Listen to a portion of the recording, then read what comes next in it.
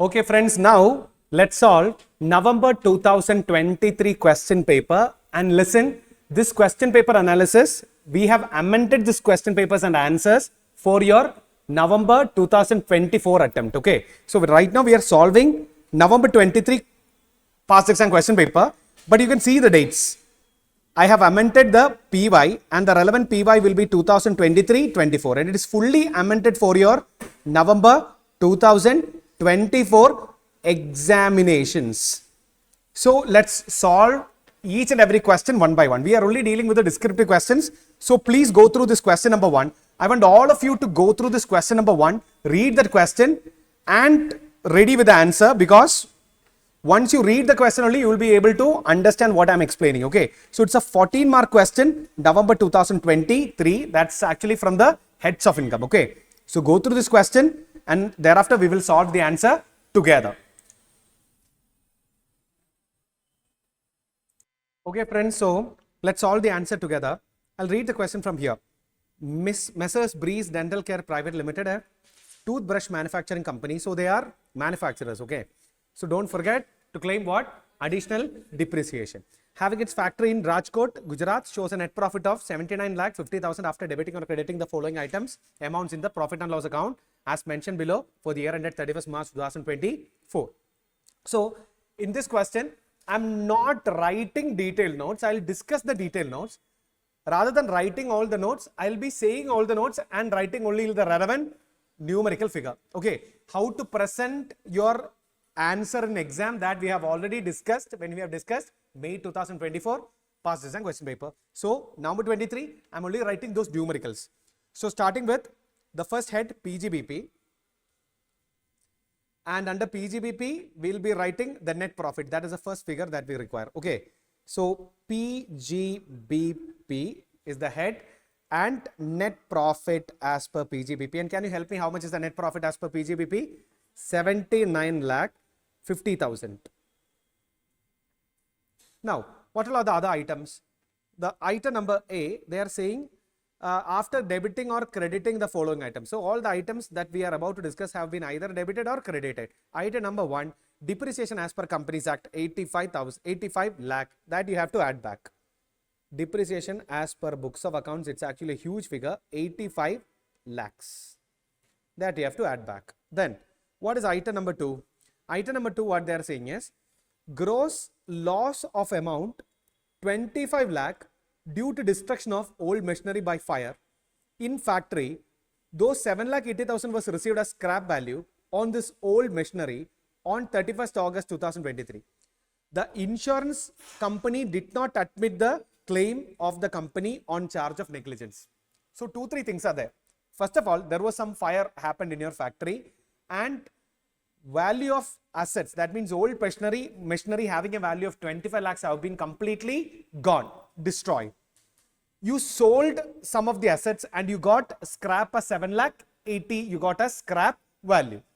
And you have debited this entire 25 lakhs in your P&L account and you have credited the 7,80,000 in your P&L account. What do you need to do? What is the treatment if there is a destruction in relation to a plant and machinery or some some assets in your factory? Then what should be the treatment? There is no treatment. There is no treatment. If you are getting some insurance compensation, then you have to adjust it with the WDV value of that respective block. Are you with me? Here you are not getting an insurance compensation, rather you are getting some scrap value. So that scrap value have to be adjusted with the WDV. That's it. You are not supposed to show that income or the amount of scrap value received as your income, and you are not supposed to show that value of destructed machinery as a expenditure as well. Are you with me? So the treatment is, if there is a destruction in any plant and machinery, first of all, the value of asset that got destroyed is not your expenditure. You do nothing. What will happen is your block value of asset will be like that only, and you can charge depreciation. Alright, you cannot claim that destroyed asset value as a deduction.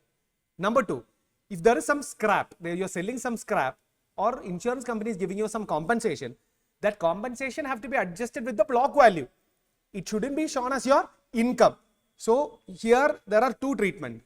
Number 1, you have to add back this 25 lakhs loss that is debited to the P&L account, and you have to less the 7,80,000 which is credited to the statement of P&L account. So both have to be done. So starting with the first one, loss on plant and machinery due to fire. How much is the loss in relation to plant and machinery due to fire? 25 lakhs. You add back. And scrap value on sale of those plant and machinery.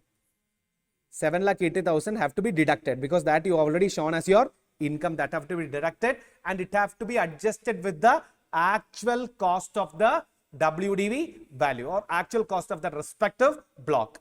And is there any actual cost given in the question? They are not saying about any actual cost in the question. So we don't have to do any further adjustment. Rather, they are saying that depreciation as per Income Tax Act is 32,50,000. Okay, so you don't need to do any further adjustment. We are assuming that the scrap value of the machinery 7,80,000 has been already adjusted in computing the depreciation of 32,50,000, because we don't know on what value they have claimed depreciation and they got this 32,50,000. Since there is a lack of information, we are assuming that 3250 after netting of the value of scrap, because we don't have any other choice. Are you with me? Now, moving on. So, moving on to adjustment number 3. Income tax assessment of assessment year 22-23 was completed. So, there was some assessment for assessment year 22-23. It was completed in September 23 with a tax demand of 5,70,000, which included surcharge of 60,500 and cess of 24,200. The entire sum have been duly paid during 23-24. Now listen, there is some assessment happened and there is a demand of 5,70,000, including surcharge and cess. What to do? Nothing, add back that entire amount, because income tax demand is never allowed as a deduction from your computing your taxable total income. So what you can do is add back that entire amount. So tax paid, which is under section 40A clause number 2, all the income tax, surcharge, cess, everything shall be fully disallowed. So you have to add back that 5,70,000. Don't add surcharge and cess separately, because 5,70,000 includes surcharge and cess. Moving on. Next one. What is the next one? Power subsidy received from central government amounting to 13 lakh. It was received with stipulation that the same is to be adjusted in the electricity bill for financial year 22-23. What is power subsidy? Maybe you are in some sector and the government is offering you some subsidy. And power subsidy means you are incurring a lot of electricity bills. To help you in paying that electricity bill, government says that you have paid, say for example, say 20 lakhs of electricity bill, we will take 13 lakh out of 20. So power subsidy they have received for the which financial year? For 22-23. And the subsidy received in the financial year 23-24. The next year you received that subsidy. It was not included in the income for the year 22-23. This power subsidy is not included in the income for the year 22-23. And now they have credited that amount in your P&L account. So what we are supposed to say is this treatment right? Alright, so what they are saying is, what to do with this? What should be the treatment of this power subsidy? For this, we have to refer ICDS 7, that is treatment of government grant. So listen, according to the ICDS 7, if you are in receipt of any government subsidy as a compensation for any of your expenditures, then that subsidy have to be treated as your income in the year of receipt. Okay, this government subsidy, if you are receiving as a compensation for any of your expense, that have to be treated as your income in the year of receipt. Which is the year of receipt? 23-24. That is already credited to the statement of P&L account. So what should be the adjustment? Nothing, but you have to write the note according to the ICDS 7. Such subsidies received from the government have to be treated as your income in the year of receipt. Since it is already credited to the statement of P&L account, no further adjustment required. So we can write power subsidy nil. No treatment required. Okay, I am writing nil because we have already credited that to the statement of P&L account. I hope this much is clear for you. Now, moving on. with the next one. What is the next item, friends? See, we have completed power subsidy. Moving on to the next item. Interest received 7,50,000 on margin money deposit with bank for obtaining bank guarantee to carry on business in which is included as an income of the P&L account, which is included in the income in the P&L account. Listen. You have received an interest.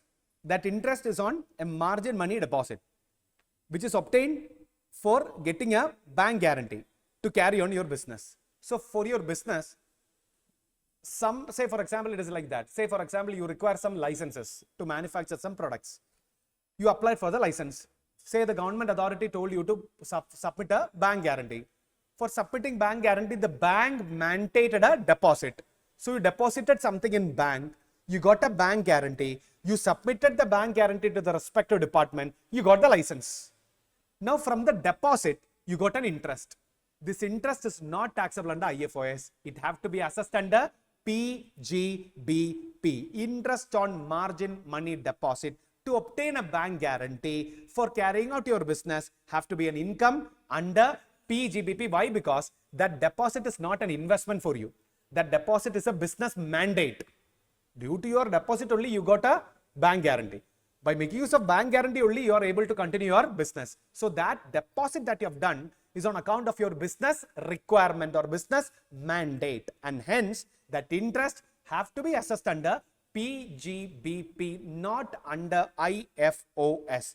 Now you tell me, this has been already credited to the statement of P&L account. Now what should be the final treatment? No adjustment required. It's already credited to statement of P&L account. It have to be adjusted under PGBP, and hence no further adjustment required. So we can write interest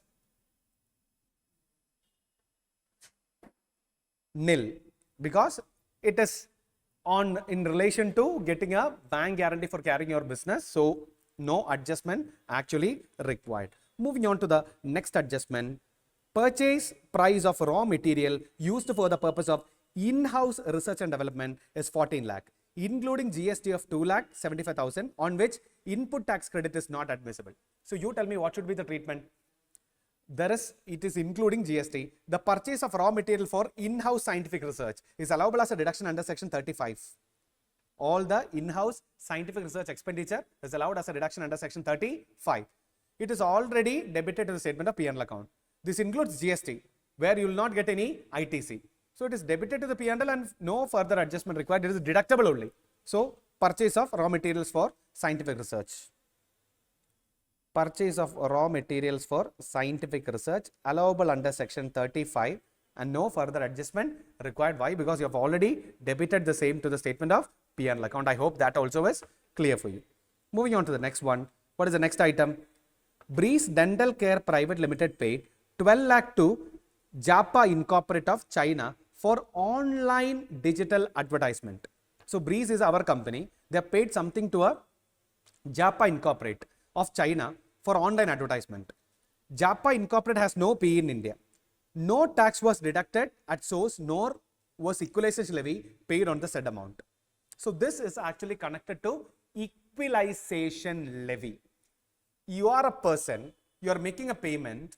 So equalization levy, if it is not deducted or not paid to the credit of central government, then there will be disallowance. Okay, so let's go to the relevant theory. So I want all of you to take PGBP and the page number is, so please take page number 43 in our handbook. You take page number 43 in our handbook, you can see the relevant theory. Okay, section 40A, subclause number 1B. What is that? Disallowance if equalization levy has not been deducted and paid. So listen, where assessee pays any sums to a non-resident, you are making any payment to a non-resident. Our assessee is Breeze. Okay, they are making a payment to Japa, China. Either equalization levy has not been deducted, or after deduction, equalization levy default in remitting the payment to the central government on or before due date of filing return. Then what will happen? 100% of their expense shall be fully disallowed. So in this case, there is no equalization levy, and hence what will happen? The entire payment shall be fully disallowed. You have to disallow that entire payment. And let's go back to the question. How much is the payment? 12 lakh. So you have to disallow that entire 12 lakh on account of non-deduction of equalization levy. So we can write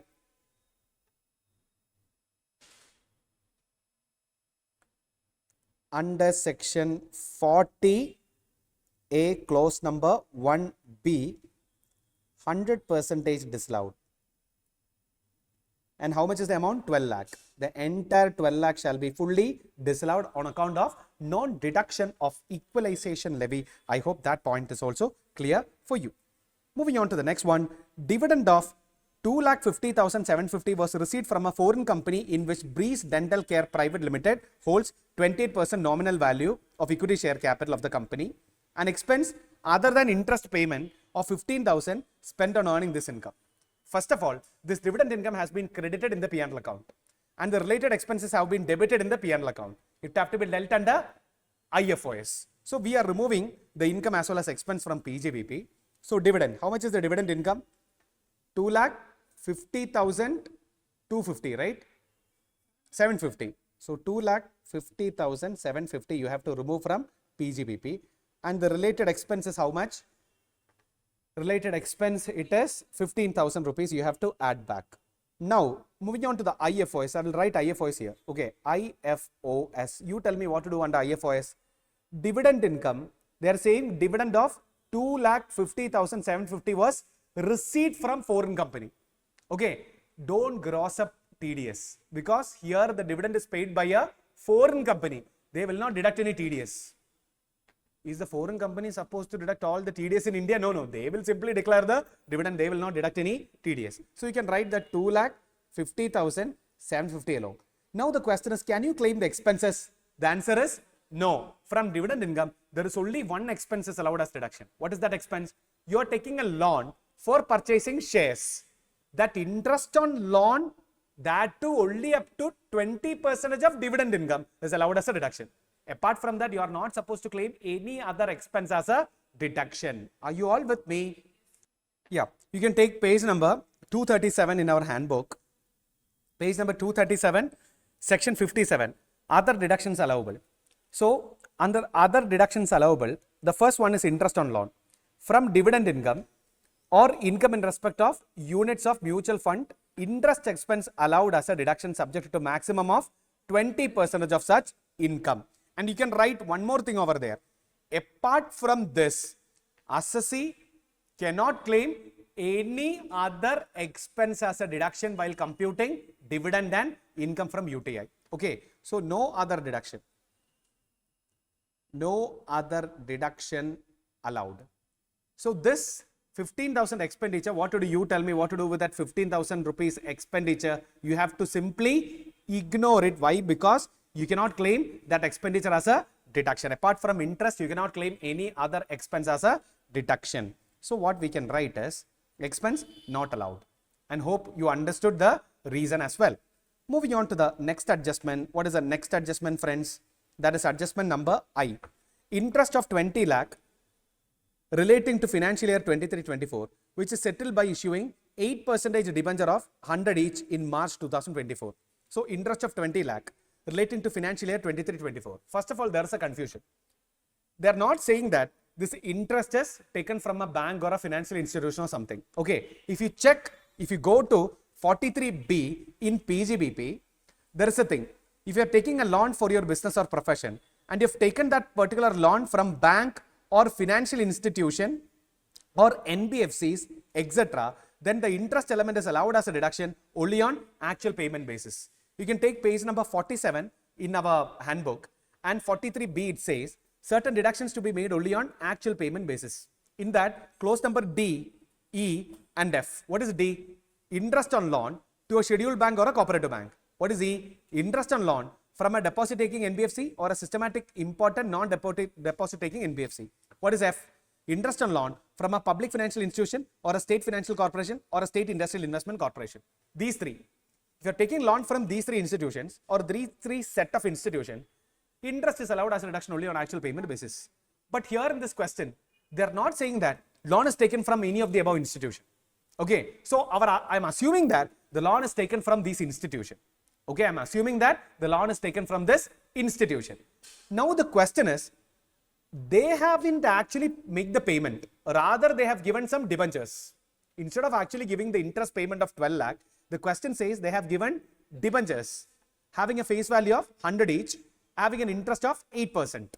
Instead of paying the 20 lakhs, not 12 lakh, 20 lakh interest, they've issued debentures.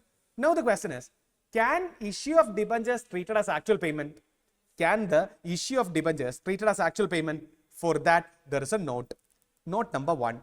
If sum payable by the assessee as interest on any such loan, borrowing or advance referred in D, E and F above is converted into loan or borrowing or advance or debentures, the interest so converted and not actually paid shall not be deemed as actual payment. By giving a new loan, by issuing debentures, etc. is not considered as actual payment, and hence if you are planning to settle that interest, you have to actually make the payment. Rather than making the payment, if you give debenture, that giving debenture is not treated as an actual payment, and hence you tell me what should be the adjustment. Entire 20 lakhs shall be fully disallowed. Are you with me? Giving debenture instead of actual payment is also not treated as an actual payment, and hence you have to add back that entire 20 lakhs according to 43B. So under section 43B, entire 20 lakh have to be fully disallowed. Moving on to the next adjustment, depreciation as per Income Tax Act 1961 they have given. So how much is the depreciation as per Income Tax Act? 32 lakh 50,000. So depreciation, we will write a working note for that, okay? Because there are certain other assets also they have given. So I'll write depreciation given, that is 32 lakh 50,000. Now that is not yet over. They are saying some additional other adjustments as well. A new AC compressor machine necessary for installing with the main plant to keep the air compression as per the guidelines was purchased and was installed and put to use on 1st May 2023, 74 lakh. So it is not an AC, it is an air compressor machine necessary for installing with the main plant. It's some kind of an air compressor. So it will be a plant and machinery depreciable at 15%. You will consider it as a general plant and machinery. Purchased and installed on 1/5/2023. So you will get both the normal depreciation as well as additional depreciation. So new plant and machinery, the value is 74 lakh. Can you help me with the normal depreciation? How much is normal depreciation at 15%? 11 lakh? 11 lakh 10,000. And how much is additional depreciation at 20% on 74 lakh? 14 lakh 80,000. Now, moving on to the next adjustment, another new specified air pollution control equipment. Friends, when we were discussing PGBP, one thing I've made it very clear, there are certain assets where you have to mandatorily by heart the rate of depreciation. For that, there is a chart which is given in page number 27 and 28 under PGBP. You take page number 27 in our handbook, you can see rate of depreciation, important ones only. Under that, what is the rate of depreciation for pollution control equipment? 40%. So air pollution control equipment have to be depreciated at a rate of 40%, not at 15%. So these rates you have to mandatorily study. The rates which is given in page number 27 and 28 you have to mandatorily study. So air pollution control equipment, the rate shall be at 40%. Purchased on June. So full depreciation you will get. The value is 23 lakh 45,000. So air pollution control equipment. How much is the value? 23 lakh 45,000. So normal depreciation at 40%. How much is 40% of 2345? 9 lakh 38,000. How about additional depreciation at 20% on 23 lakh 45,000? 4 lakh 69,000.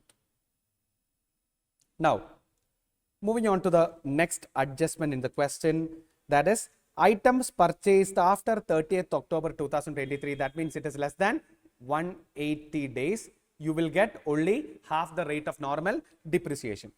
Lorry for transporting goods to sales depot, only normal depreciation, that to 7.5%. You will not get additional depreciation. Why? Because road transport vehicle, you cannot claim additional depreciation. So 95 lakhs, you can definitely claim normal depreciation. So lorry. And what is the value of lorry? 95 lakh is the value of lorry.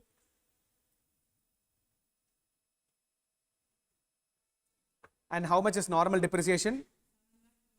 7.5%, and that will be 7 lakh 12,500. No additional depreciation for lorry. And what is the next item? That is machine imported from Germany, 1 crore 60 lakh. It is arrived at a Kandla port on 30th March 2024, but installed on 10th 4, that means 10th April 2024. So you tell me, it is put to use in which year? 24, 25. And what is our relevant PY? 23, 24. So it is not put to use on 23, 24, and hence no depreciation. No depreciation. Why? Because it is imported in the port, but not yet installed and put to use, and hence there is no requirement of any depreciation. Are you with me? Great. And now can you help me with the total value of depreciation? We have computed depreciation. How much is the total value of depreciation? That includes 32 lakh 50,000 is the given depreciation.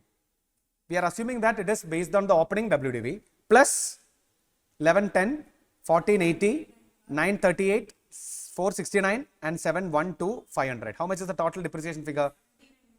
79 lakh 59,500. Is this figure right? Now let's write down this figure to the main answer sheet. 79, 59, 500. Okay. So depreciation is 79, 59, 500. So you deduct the depreciation. Now any other items in the question, all the other items are installed during the period ended 31st March 2024, and the total turnover of the company for the financial year 21-22 is 415 crore. That means this year they are supposed to pay basic tax at 30% because 21-22's turnover is more than 400 crores. So for all the subsequent year, the rate of tax shall be at 30%. You are required to compute the total income and tax payable of Breeze Dental Care Private Limited for assessment year 24-25 with brief reasons for the treatment of each item given above, and the company had not opted for section 115 BAA or BAB. Ignore the provisions of MAT. Nothing. So let's compute the answer.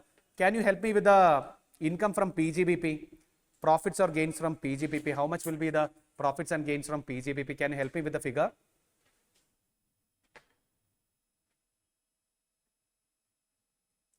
So 1 crore 37 lakh 44,750 the income from PGBP. 137 44 750. Now you have IFRS income and you know the total, and how much is the total? 2,50,750. So how much will be the total income?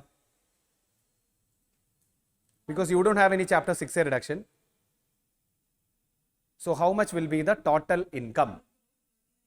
1 crore 39 lakh 95,500 will be the total income.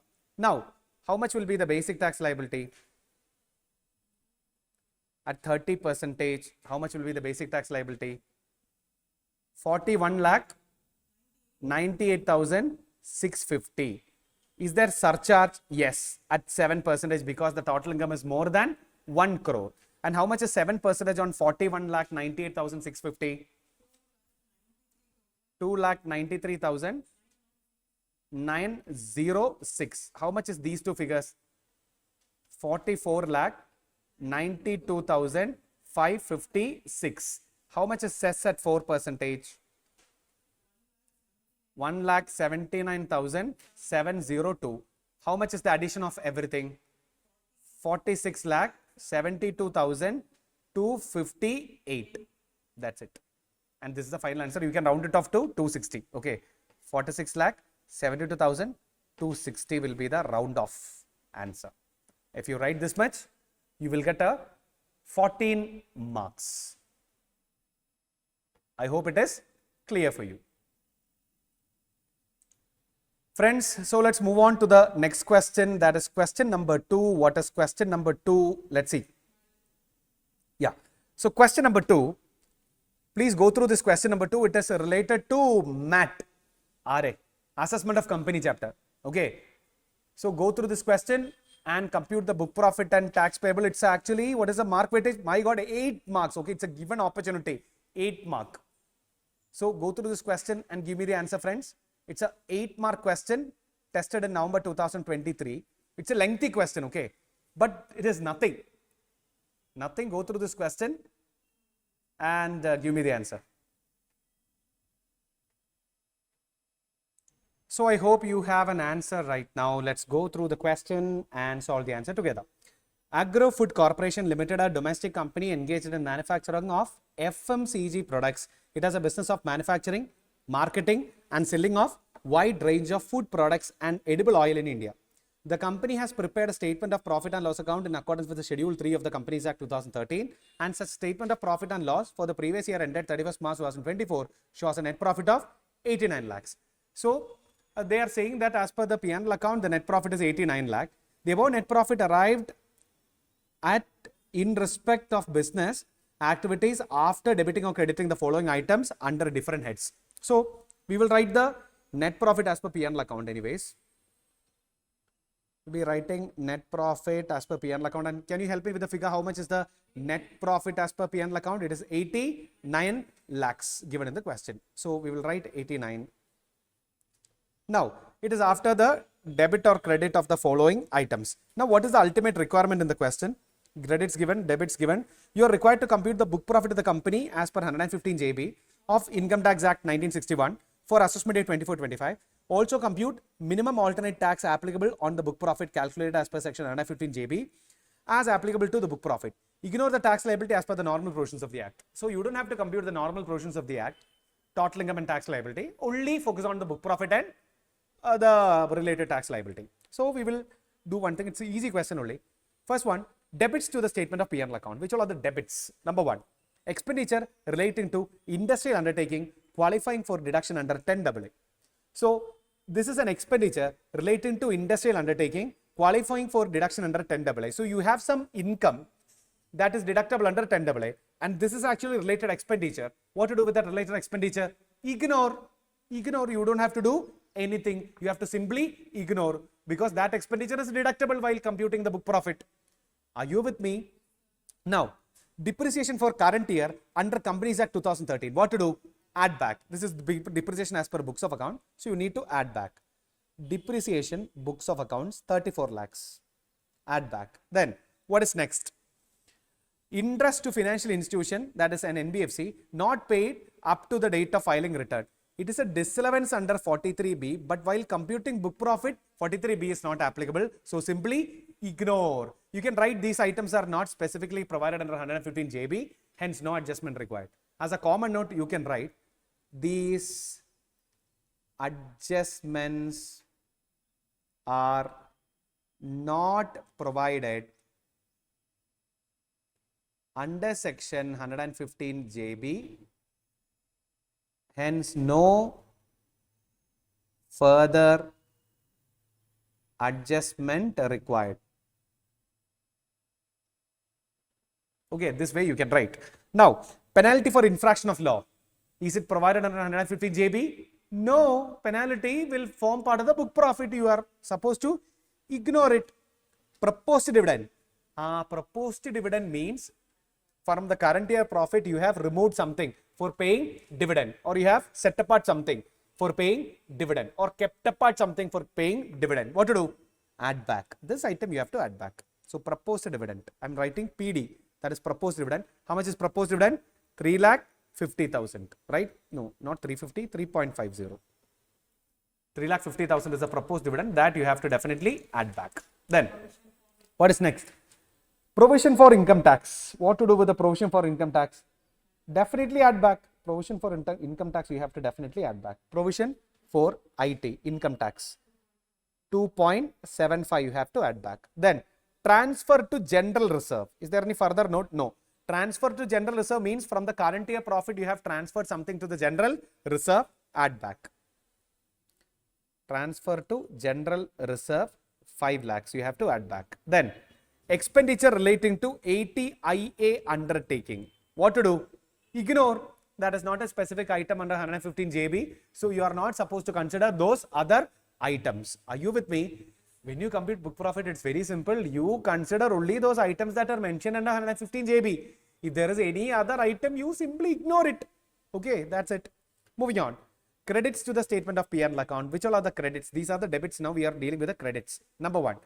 Amount withdrawn from reserve created during 1920.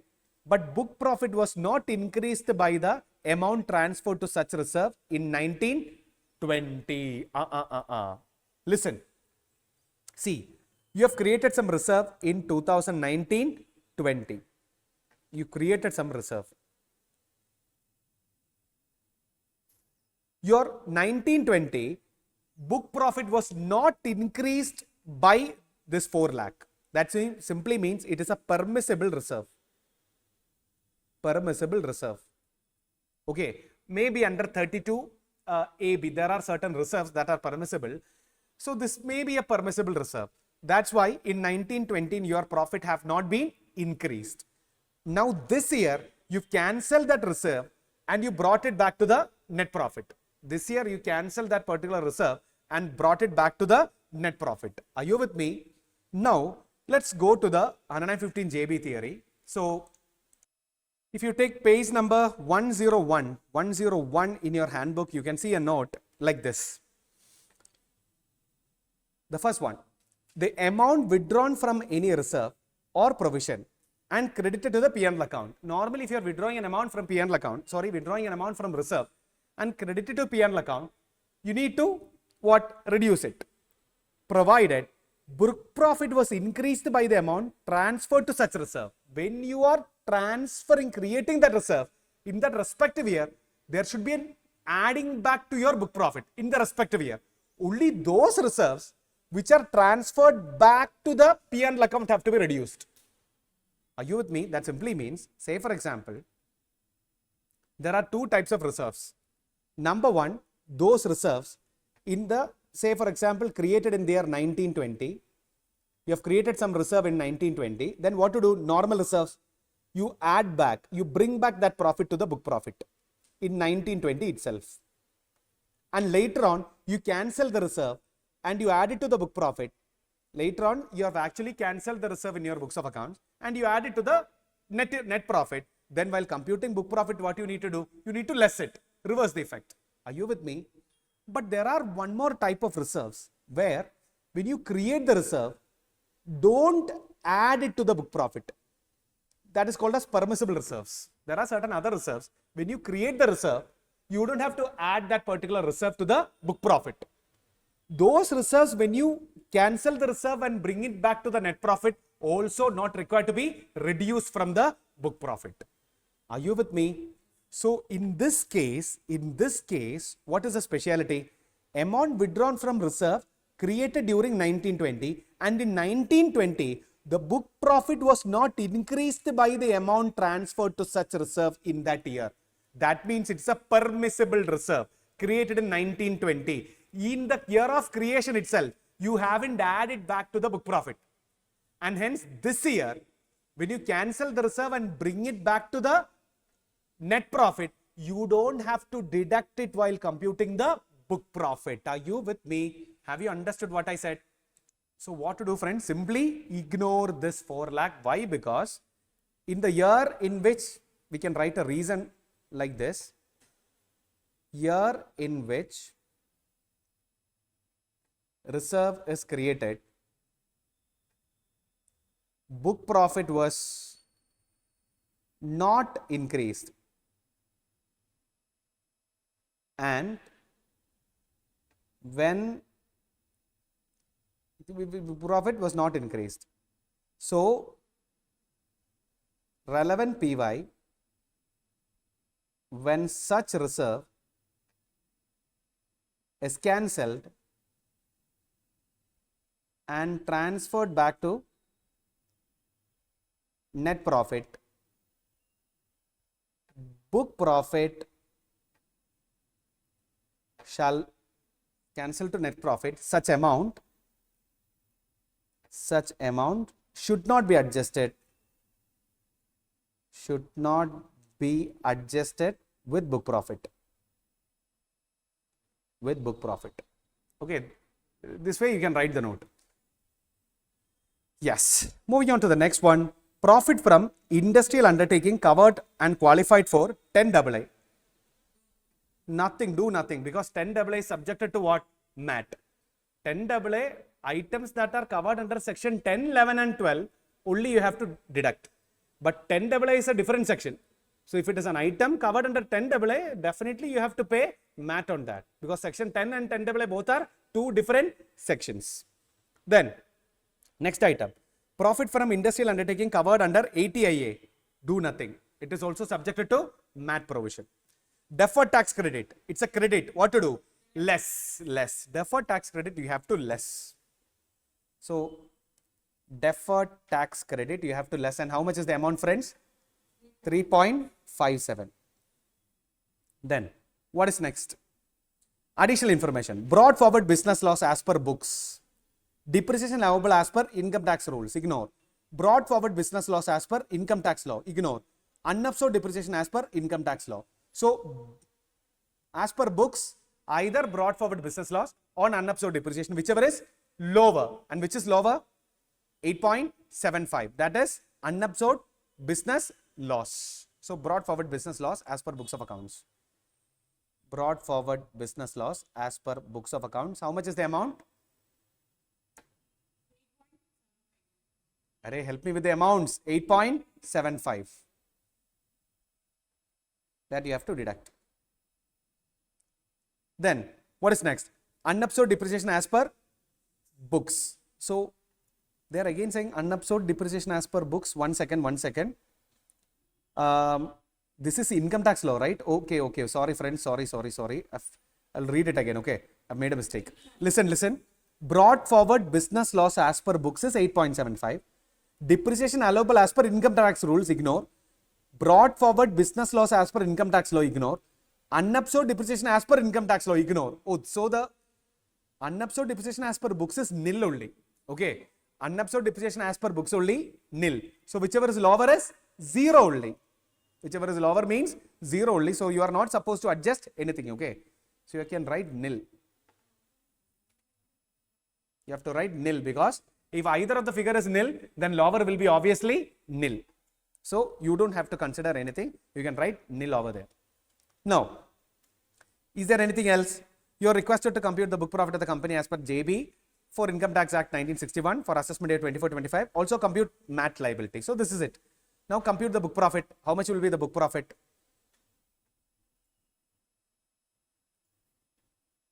How much will be the book profit? 130.68. That means 1 crore 30 lakh.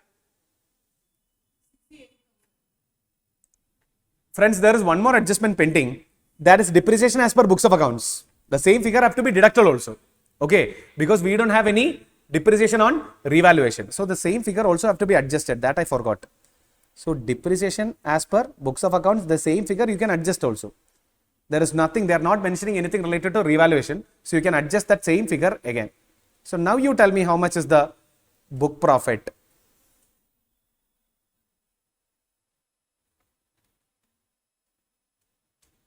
It should be 96 lakh 68,000.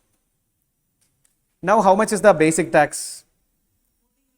15%, that is 14 lakh 50,200. How much is cess? 4%, that will be 58,008. So how much is the MAT liability? 15 lakh 8,208. You can round it off to 15 lakh 8,210. And this is the final answer. If you write this much, you will get that 8 marks. I hope it is clear for you. Okay, friends, so let's solve the next question. So I want all of you to take question number 3. Number 23, question number 3, 3 marks question. Okay, simple question. It is related to NR taxation. NR taxation, which is referred under section 44 BBB it is, or BBA, not BBB, it is 44 BBA. So please go through this particular provision as well when you solve this particular question. Yeah, have a try. Just go through this question. Yes, friends, so this topic is related to 44 BA. So let's first read the question. Messrs XY Airlines incorporated as a company in USA, operated its flight to India and vice versa during the financial year 23-24. So it's related to a aircraft business. Messrs XY Airline Incorporated collected charges of 90 lakhs for carriage of passengers and cargo from Delhi to New York and vice versa, out of which 40 lakhs were received in New York in US dollars for passengers and cargo fare booked from New York to Delhi.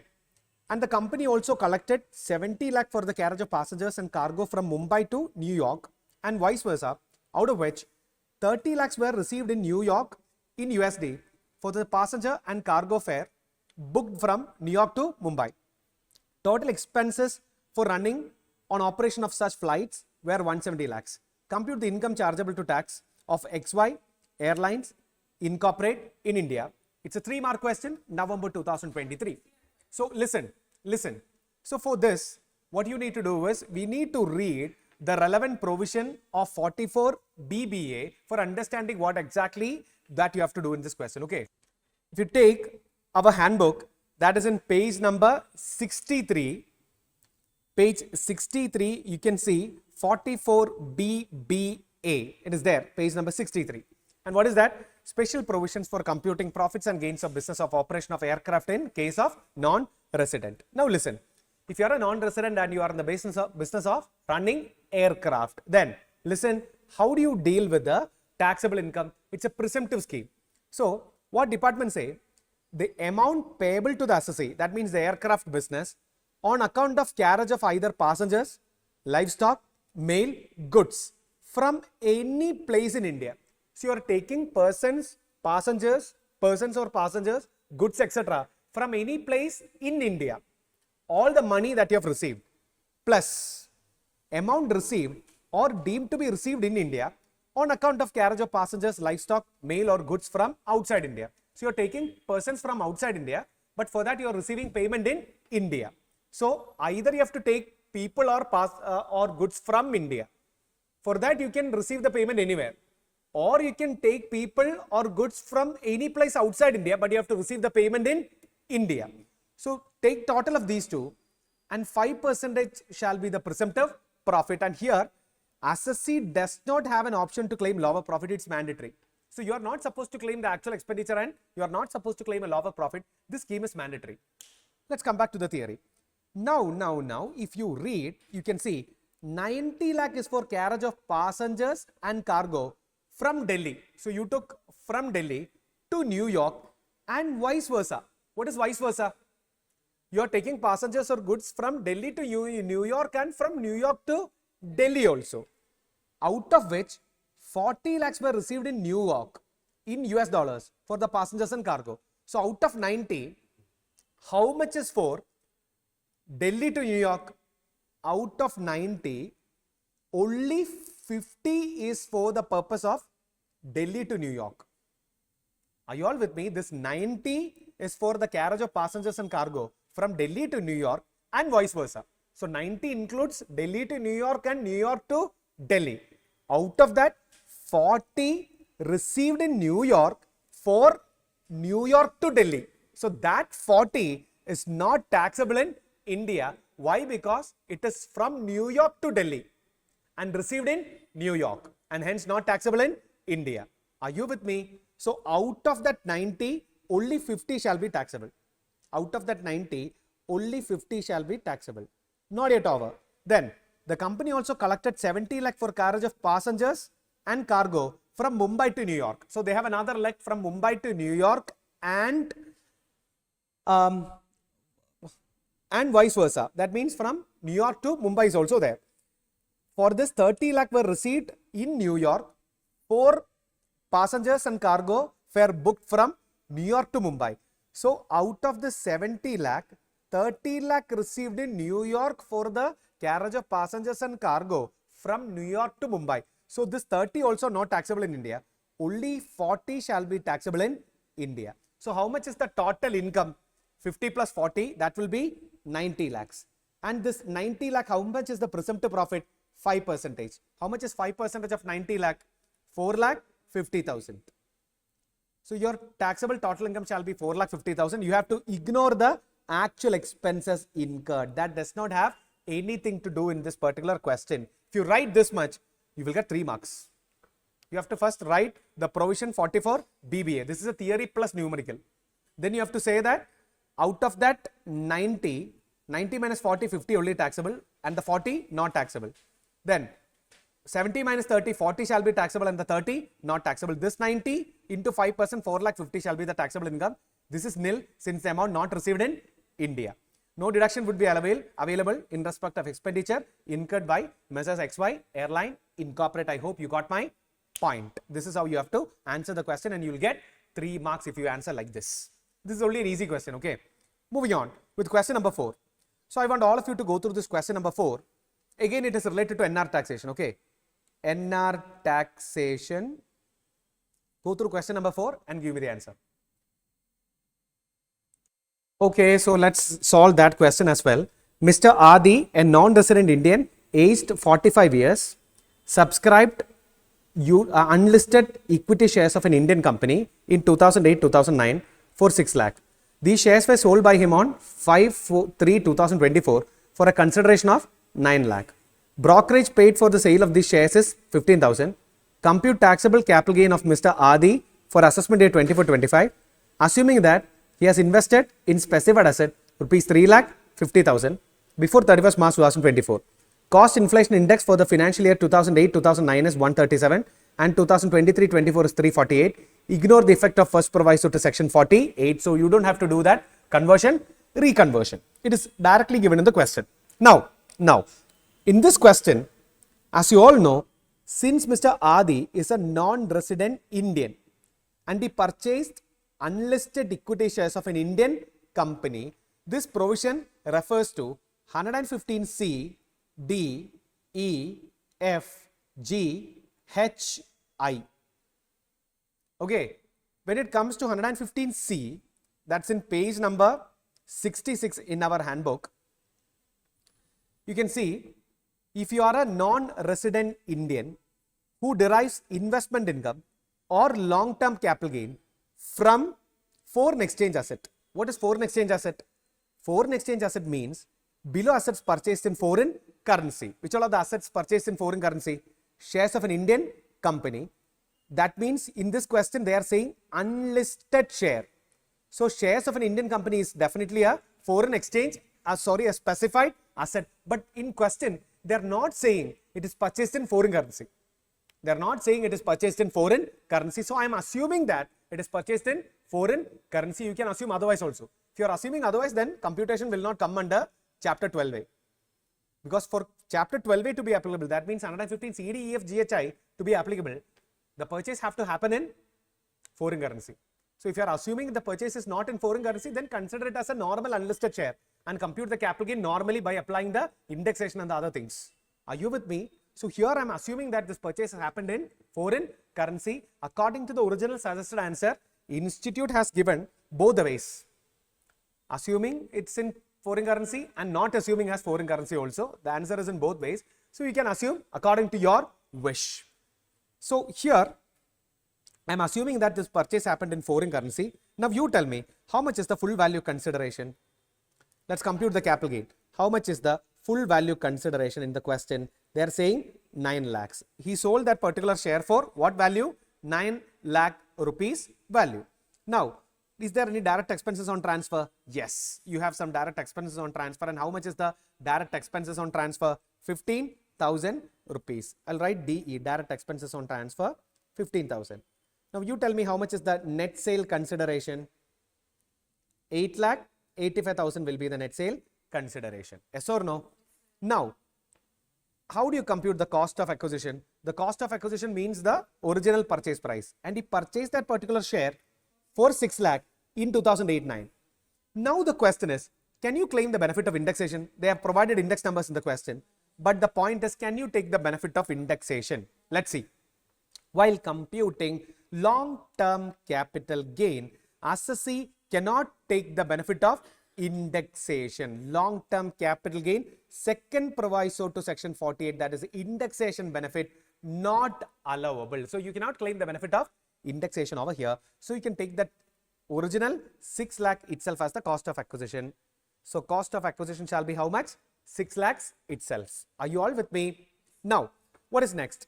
Then the question says that they have invested that particular amount in certain specified asset, that is 3,50,000. So there is a provision called 115F. What is 115F?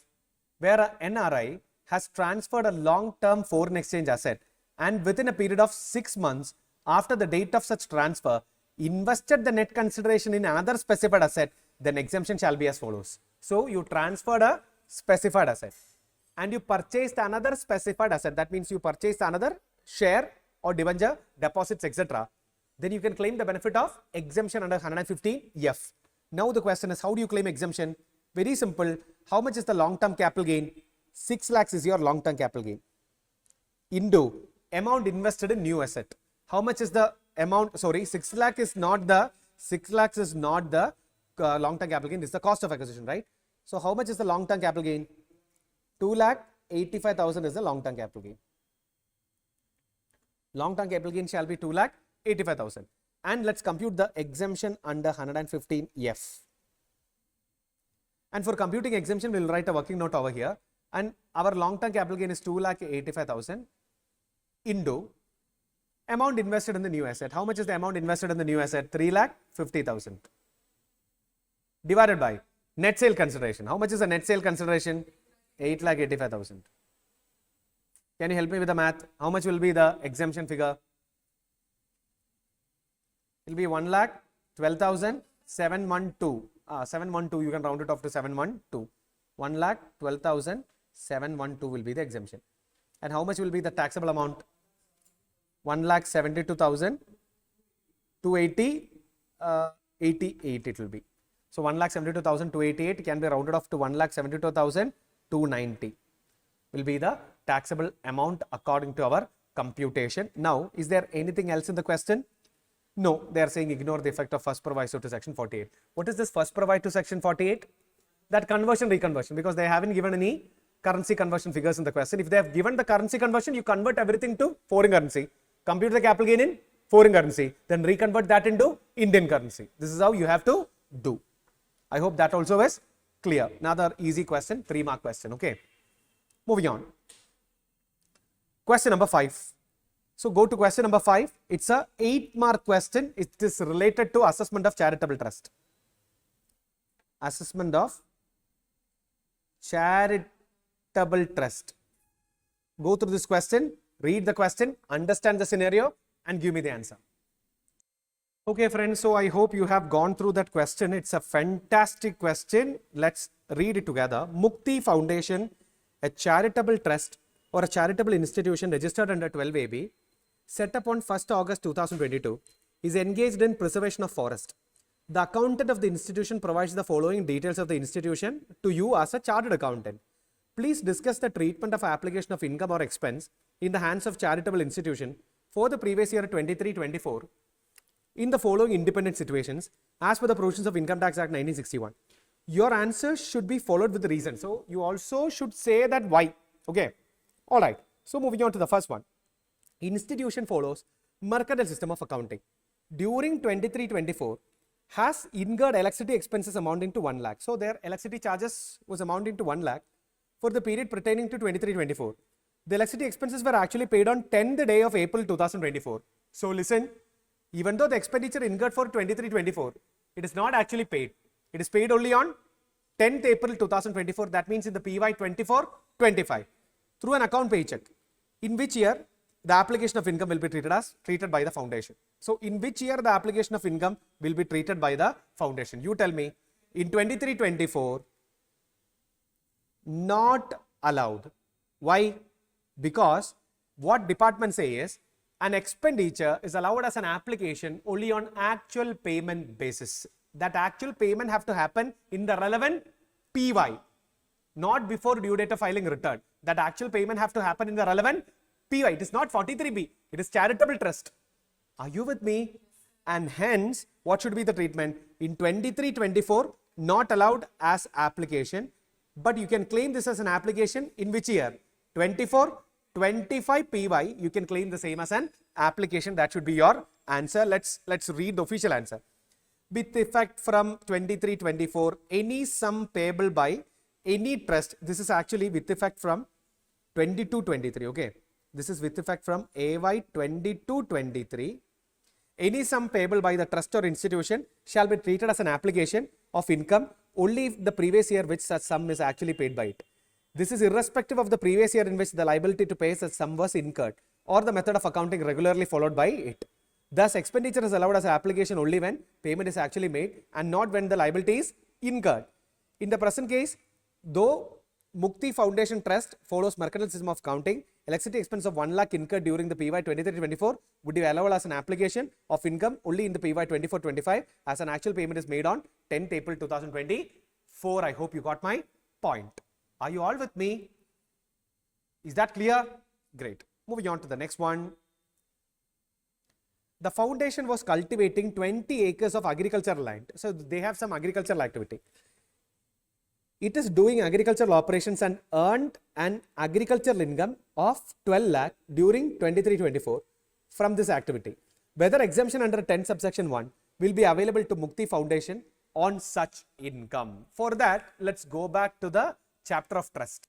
If you take page number 111, that is 111, you can see a note that is in our handbook. No claim for exemption under section 10. What is that?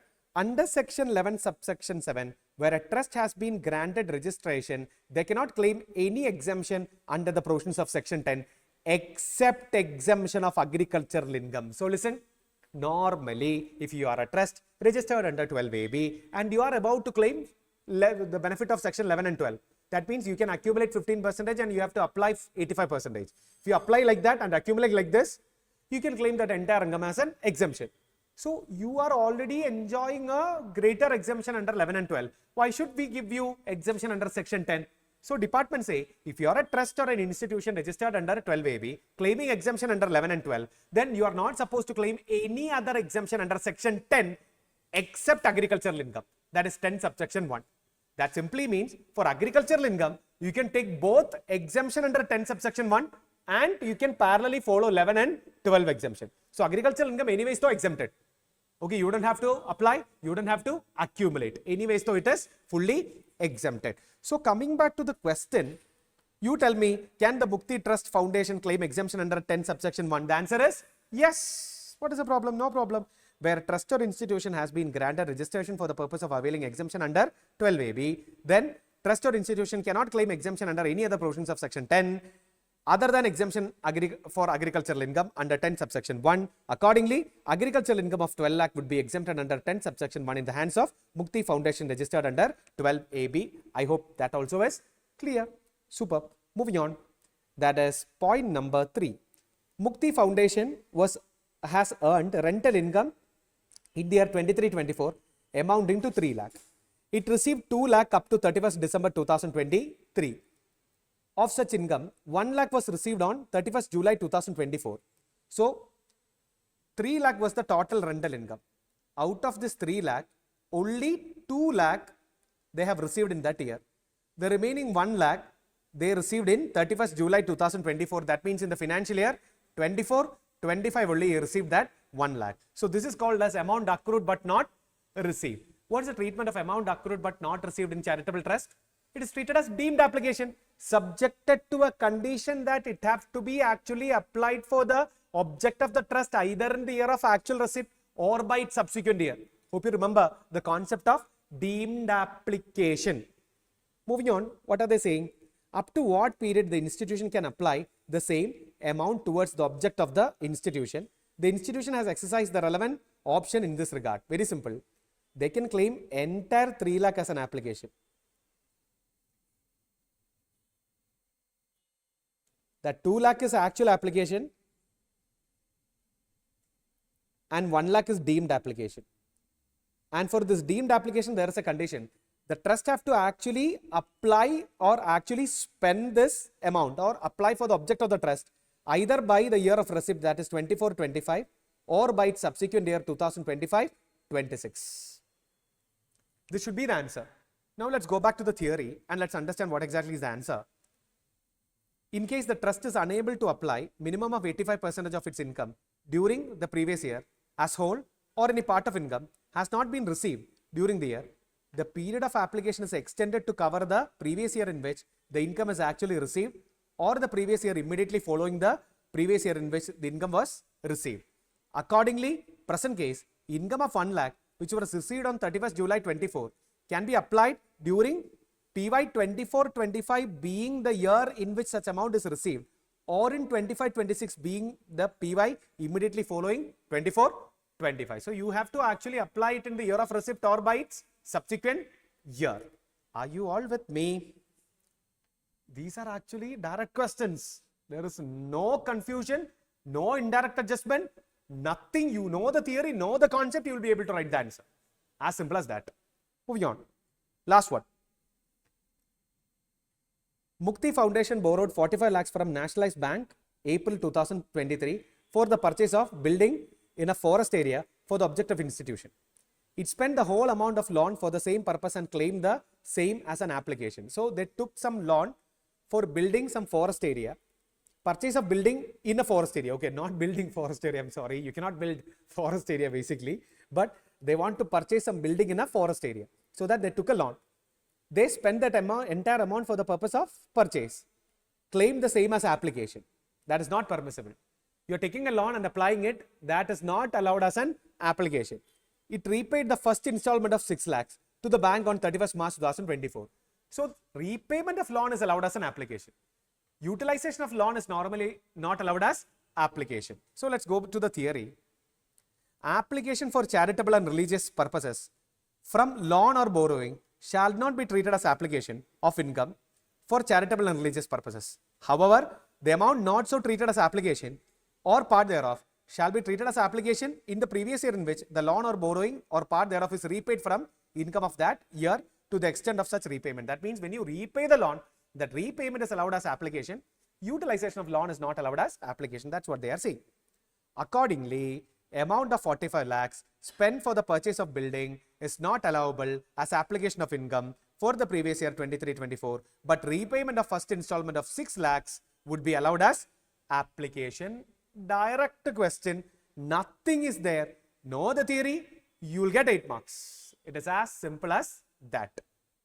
I hope this is also clear for you. Only a direct question. There is nothing special in this particular question. So without wasting time, let's surf towards the next question. So I want all of you to go through this question number 6. Fantastic question.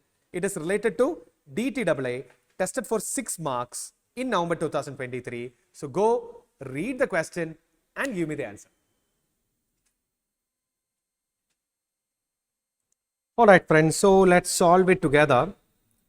Srimati Manisha, age 70 years. So age 70 means basic exemption limit starts from 3 lakh if she is not following BAC. If she is following BAC, anyways it is 3 lakh only. Okay. Resident individual furnish you the following particulars of income relating to the previous year 23-24. So loss from property, Delhi, a lot of informations have been given. What is the requirement? Let's go to the requirement directly. Compute the total income and tax payable by Srimati Manisha for AY 24-25. Assume that she did not opt to be governed the provisions of BAC. So it is not BAC, and there are actually how many countries? 2 countries, M and A, right? And there is no double taxation avoidance agreement between A and M. So we don't have any DTAA as well. So this is a case of unilateral relief. Unilateral relief under section 91 of Income Tax Act. So we will do one thing. Straight away we will solve the answer. We don't require any other further information. All the informations are over there itself.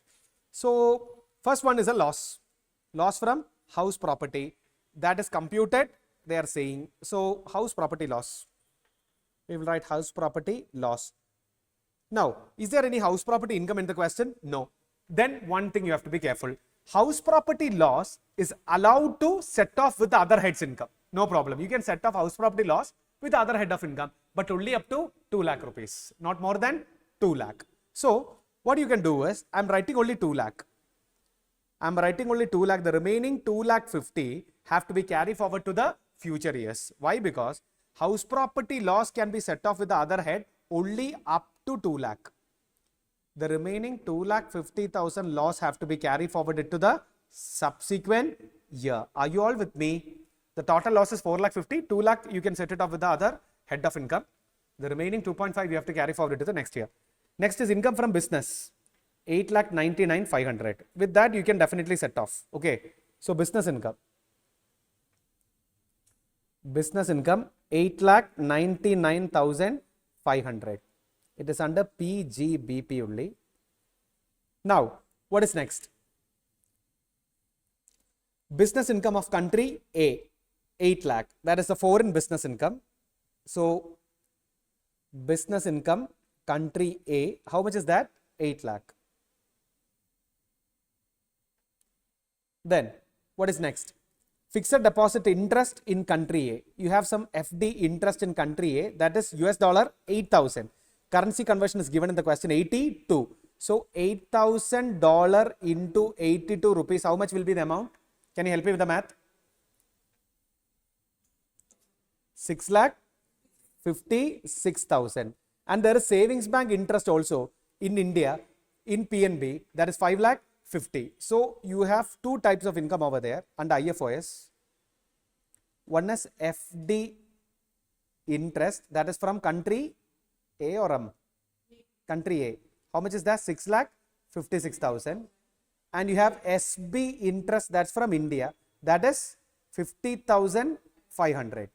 Now, one more thing is there. You can claim the benefit of 80TTB. Why? Because you are a resident as well as a senior citizen. And you can claim up to 50,000 rupees under 80TTB. So, what we can write here is under chapter 6A, under section 80TTB, you can claim a deduction up to 50,000 rupees. Absolutely no problem. Now, this 50,000 deduction is for both the SB as well as FD. Okay, you cannot claim TTA parallelly. Once you claim TTB, you cannot claim 80TTA deduction as well. Now, contribution to PPF, married son, no problem. 1,50,000 you can claim under 80C. Okay. No problem. You can contribute it in the name of your children also. Absolutely no problem. You will get 80C deduction. Entire 1,50,000 you can claim as a deduction under 80C. Absolutely no problem. Then what is next? Interest on PPF account in Heron name. 58,682. You tell me what is the treatment of interest on PF. That PF interest is fully exempted. The provident fund interest is fully exempted under section 10 subsection 11. Under section 10 subsection 11, provident fund interest is fully exempted. For that only, for this adjustment only, after a very long period, I am going to the chapter salary. Okay, I am going to the chapter salary only for this adjustment, because normally they will test nothing in relation to salary. Even though it is not salary, it is basically exempted income, but in our book it will be under salary. You go to the salary and I will tell you the page number. It's in page number 413. Page number 413 in the latest edition of book. Page number 413. As you can see, payment received by an assessee from statutory provident fund and PPF at the time of retirement or otherwise, fully exempted. Whatever payment that you are getting from PPF and statutory provident fund, PPF means public provident fund, SPF means statutory provident fund, either at the time of retirement or otherwise, whatever amount that you are getting, including interest, shall be fully exempted under section 10 subsection 11, and interest on PPF shall be fully exempted. I hope you got my point. You don't have to pay taxes for interest on PPF, that is fully exempted. So we will come back to that point and we can write PPF interest nil because fully exempted. Then what is next? Agricultural income in country M, 1,20,000. Agricultural income is exempted in country M. So what to do in India? India, it is taxable. Whether that country provides for exemption or whether that country provides for taxation, we don't care. If the land is in India, you can claim exemption under 10 subsection 1. Since the land is not in India, you cannot claim the exemption under 10 subsection 1. Very simple. So what you can do is, under IFOS, agri income from country M. And how much is the agri income, friends? The amount of agricultural income is 1,20,000. So, as you all know, it is taxable in India. Why? Because land is not in India. Then, what else is there? Nothing else is there. This is it, right? Yes. So, can you help me with the computation? How much is the net PGBP income? First, can you compute the net PGBP income? 899, 500 minus 2 lakh plus 8 lakh. How much is that? 14,99,000 is the net income from PGBP. How much is the net income from IFOS? 99,500 is there. Okay. 14,99,500 is there. So how much is the income from IFOS? 8,26,500. Now, how much is the gross total income? GTI. Adding these two, 23,26,000 rupees will be the gross total income. And after these two 6A reduction, how much will be the total income? It will be 21,26,000. Now, let's compute the tax liability. So, the basic tax liability, it starts up to 3 lakh rupees nil. Why? Because he is a senior citizen. Then 3 to 5 lakh, 5%. That will be 10,000. Then 5 to 10, 20%. That will be 1 lakh. And 10 above, that is 1126. It will be 30%. How much is 30% of 1126? 3 lakh 37,800. Can you tell me the total? It is 4,47,800. 4,47,800 will be the total basic tax liability. And how about the cess? That is 4% on 4,47,800. That will be 17,912. Add these two together. Your tax liability would be 4,65,712. From that you can claim relief. Now let's compute the relief. So relief under section 91, that we will do a working note over here. Okay. So we will do the relief computation by making use of this working note. How do you compute unilateral relief? First of all, you have to find out the doubly taxed income.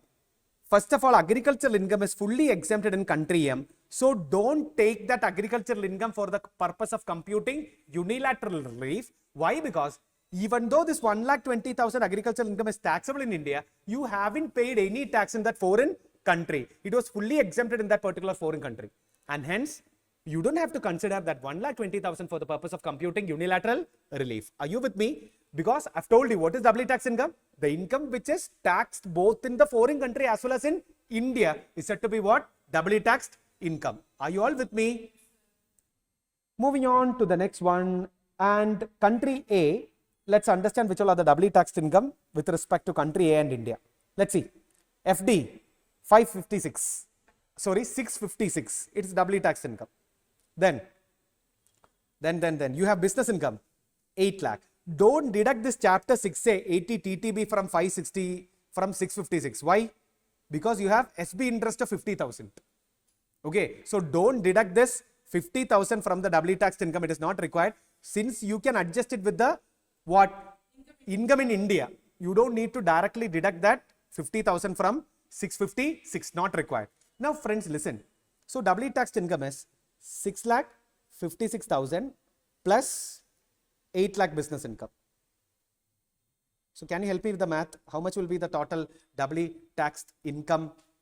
It will be 14,56,000. And what is the rate of tax in India? Indian rate. You know the tax liability 465,712. 465,712 divided by total income in India will be 2126. Can you help me with the math? 21.91 percentage. What is the rate of tax in foreign country? You have to take 3 decimal points. Okay, so it will be 21.906. Okay, you have to write it like this. Always take 3 decimal points for the accuracy of your answers. Okay, now what is the rate in country M? Not country M, country A. 25%. So whichever is lower, obviously Indian rate. So into 21.906 percentage. And can you help me with the math? 456 into 21.906. It will be 3,18,944. Okay. It will be somewhere around 944. Or what is the answer? 21.951. Okay, 951. So 3,18,951. So yes, 3,18,951. There can be a small difference due to your round off. Okay, that is all right. And can you tell me the net taxable income? 1,46,761. This is the tax payable. And that is the final answer to the question. What is the mark weightage? You will get 6 marks. If you write this much, you will get 6 marks. That's it. I hope this is also clear for you. Moving on to the next question. Next question is related to transfer pricing. So go through question number 7. That's a 6 mark question, November 23. It is related to TP, transfer pricing. So go through it, solve it by yourself, otherwise we will solve it together. Yes, friends, so I hope you have gone through that question and ready with the answer. Paras Limited is an Indian company engaged in manufacturing of supreme quality mink blankets. It has total borrowings of 60 crore by way of loan as on 31st March 2024. SHQ Incorporate of Germany during the financial year 2023-24 imported 5 lakh piece of blankets from Paras Limited at 2000 per unit for trading purposes in Germany. Paras Limited sold similar blankets to other dealers in Germany, and the Paras Limited received a guarantee of on 1/4/2023 for availing a cash credit limit of 9 crore for which SHQ Incorporate was the guarantor. So listen. First of all, let's draw a chart based on the information in the question. So, who's the target entity? Who's the assessee in our question? Paras Limited, right? So, we'll call them as P Limited. P Limited have taken some loan from some other entity, okay? P Limited, how much is the total borrowings of P Limited? 60 crore. P Limited have took some borrowings of 60 crore from some entity. Now, out of the 60 crore, SHQ was the guarantor. SHQ Bolkar, there is another company and they were the guarantor on this 60 crore. Not the entire 60 crore. They were the guarantor for 9 crore rupees. Okay, they provided guarantee for 9 crore rupees. Now, when it comes to the transfer pricing provision, if there is an international transaction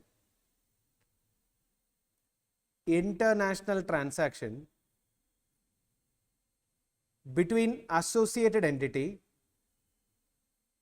then the transaction have to be reported at arm's length price. This is what is transfer pricing is all about. What do you mean by international transaction? A cross-border transaction. What do you mean by associated entity? In the associated entity definition, there's a thing. Let's go back to the theory in relation to associated entity. You can take page number 82 in our handbook. If you take page number 82 in our handbook, there's a thing called as guaranteeing borrowings. Okay, in the associated entity definition, that means section 92A subsection 2 provides that two enterprises shall be deemed to be associated enterprise in the following circumstances. Two entities shall be deemed to be what? Associated entity in the following circumstance. Out of that, guaranteeing borrowings. one enterprise guarantees 10% or more of the total borrowings of other enterprise. If you are an entity and you are giving a guarantee for another enterprise, and the guarantee that you have given is 10% or more of the total borrowings of the borrower, then you will be considered as associated entity. Now you tell me, SHQ have provided guarantee for 9 crore. Total borrowing is 60 crore. So what is the percentage of guarantee? 9 by 6, it will be 15%. 10% or more is more than enough to establish the relationship of AE.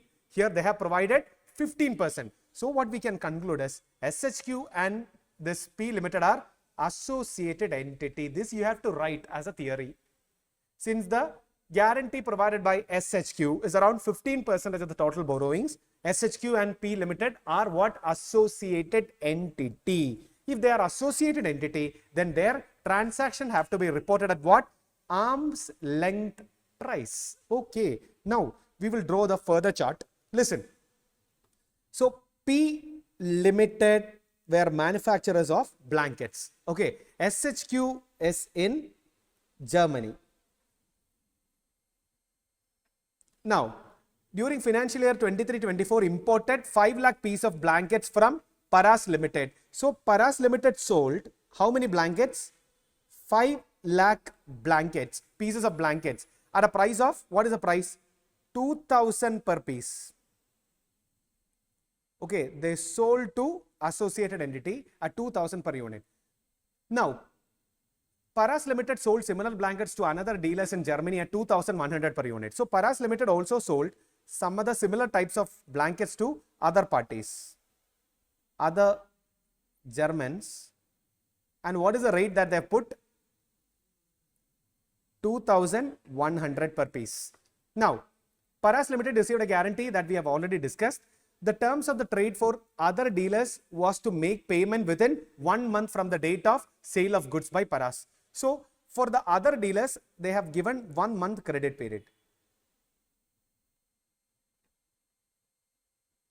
Okay, how about SHQ? Whereas for SHQ, the credit period allowed was 3 months. So, for SHQ, they have given 3 months credit period.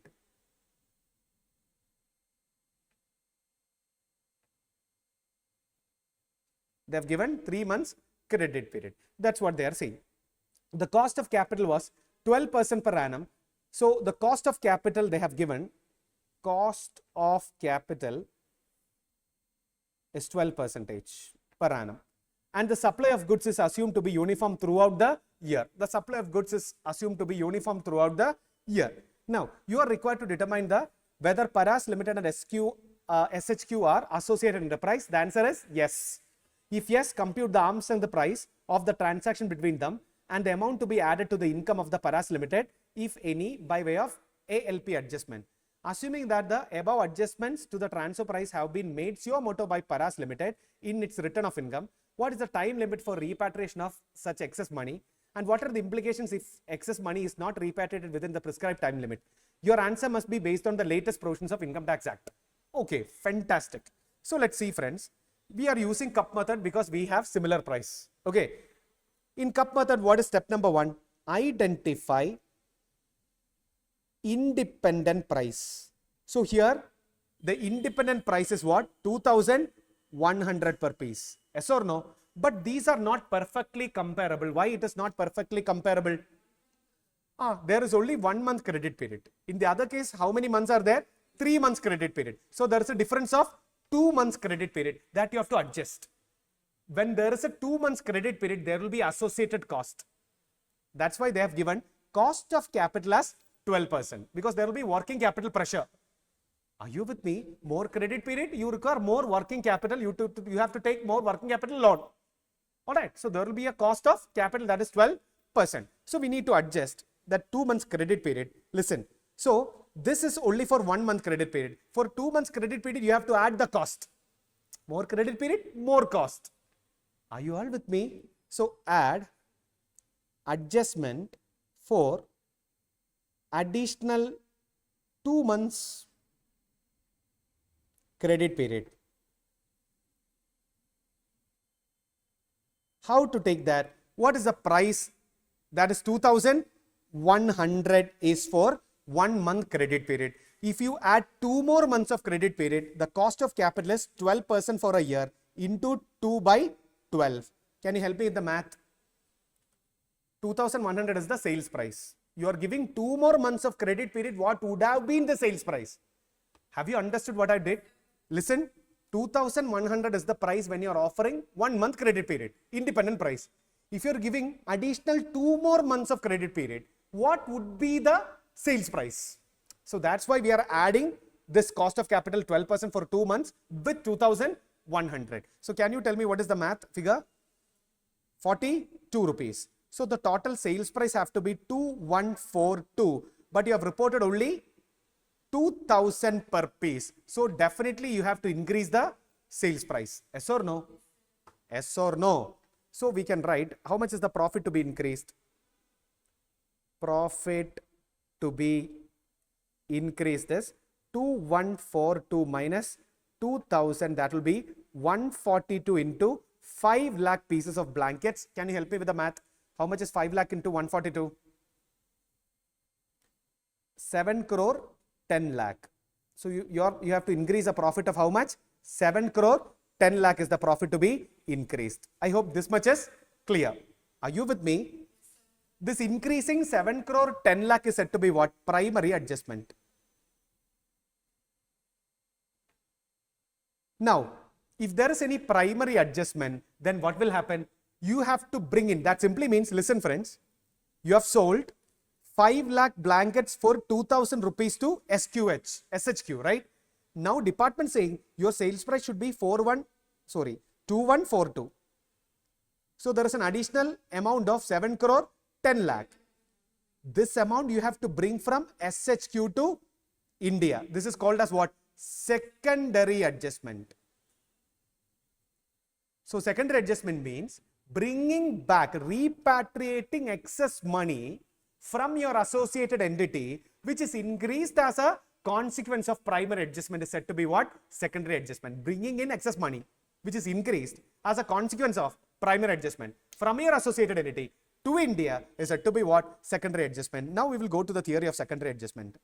So what is the time period that you should bring that money? Within 90 days. You have to bring in that particular money into India within 90 days. So listen, you can take page number 91. Page number 91, section 92 CE, that is called a secondary adjustment. So what is secondary adjustment? Bringing in excess cash from AE arise as a result of primary adjustment is said to be what? Secondary adjustment. Now what is the time limit? You can see a chart like this. As a result of primary adjustment, there is any increase in total income or reduction in loss, excess money if not repatriated from associated entity within 90 days. That means within 90 days you have to repatriate that amount. If you haven't repatriated that amount within 90 days, then what will happen? That excess amount in this question will be 7 crore 10 lakh shall be deemed to be a loan given by Paras to SHQ. Are you with me? If you are not repatriating that 7 crore 10 lakh within 90 days, this 7 crore 10 lakh shall be a deemed loan given by Paras to SHQ. And if it is a deemed loan, then there will be some interest. That interest will be your taxable income. Are you with me? Are you all with me? Now, how do you compute the interest? Very simple. You take State Bank of India's standard lending rate. Standard lending rates, since the transaction is reported at Indian rupees plus 3.25 percentage plus 3.25 percentage will be what? Will be your deemed interest rate. Or you have one alternate option. What is the alternate option? Instead of considering this, if you are so sure that your associated entity is not going to pay that 7 crore 10 lakh, then there is an additional option. What is that? Option to pay additional income tax at 20.9664%. That means if you are not able to bring that money into India, then you do one thing. You take that 7 crore 10 lakh and pay us additional 20.9668 percentage. And how much will be 7 crore 10 lakh into 20.9668 percentage? Can you help me with the math? 1 crore 48 lakh 85,860 you pay us as additional income tax, then you don't need to repatriate that money into India. Are you with me? So let's see the answer to the theoretical part. Numerical part we have already answered. Let's see the answer to the theoretical part. So this is a combination question. It contains both numerical as well as theory. So listen, if primary adjustment to the transfer price has been made suo motu by Paras Limited in its return of income, it has to repatriate their excess money of 7 crore 10 on or before 90 days from the due date of filing return, that is for assessment day 24-25. If excess money of 7 crore 10 lakh is not repatriated to India within 90 days from the due date of filing return for assessment day 24-25, the same shall be deemed to be an advance made by Paras Limited to SHQ. And the interest on such advance shall be computed at 1 year marginal cost of fund lending rate of SBI on 1st April for relevant previous year plus 3.25%. That's what I've told you. 1 year SBI standard lending rate plus 3.25% shall be your deemed interest rate for the deemed loan. If it is a deemed loan, there should be interest. And the deemed interest rate is standard lending rate of SBI plus 3.25%. Now, in case the excess money 7 crore 10 lakh was not been repatriated within 90 days from the due date of filing return for assessment year 24-25, Paras Limited has an option to pay additional income tax at 20.9664%. That is 18% basic tax, 12% fixed surcharge, 4% cess on 7 crore 10 lakh. Where additional income tax is so paid by Paras Limited, it is not required to make the secondary adjustment and compute interest from the date of payment of such tax. This is what the department say. If you write this much, you will get how much marks? 6 marks. November 2023. It's not a tough question, okay? It's not a tough question, but it's a moderate question. That's what I say. It's a combination of both theory as well as numerical. I hope it is clear for you. Moving on to the next question. So again, a theory question. I want all of you to go through question number 8. It's a theory question. It's related to TDS, TCS. It's a simple question again. Carries 3 mark, 3 mark, 2 mark. So go through the question and give me the answer, friends.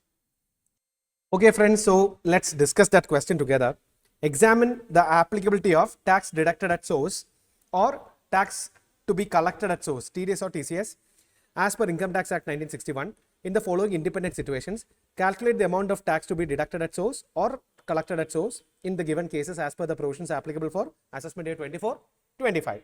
So you have to comment upon either the TDS or TCS. So under that, what is the first situation? Situation number A. Let's see what is situation A.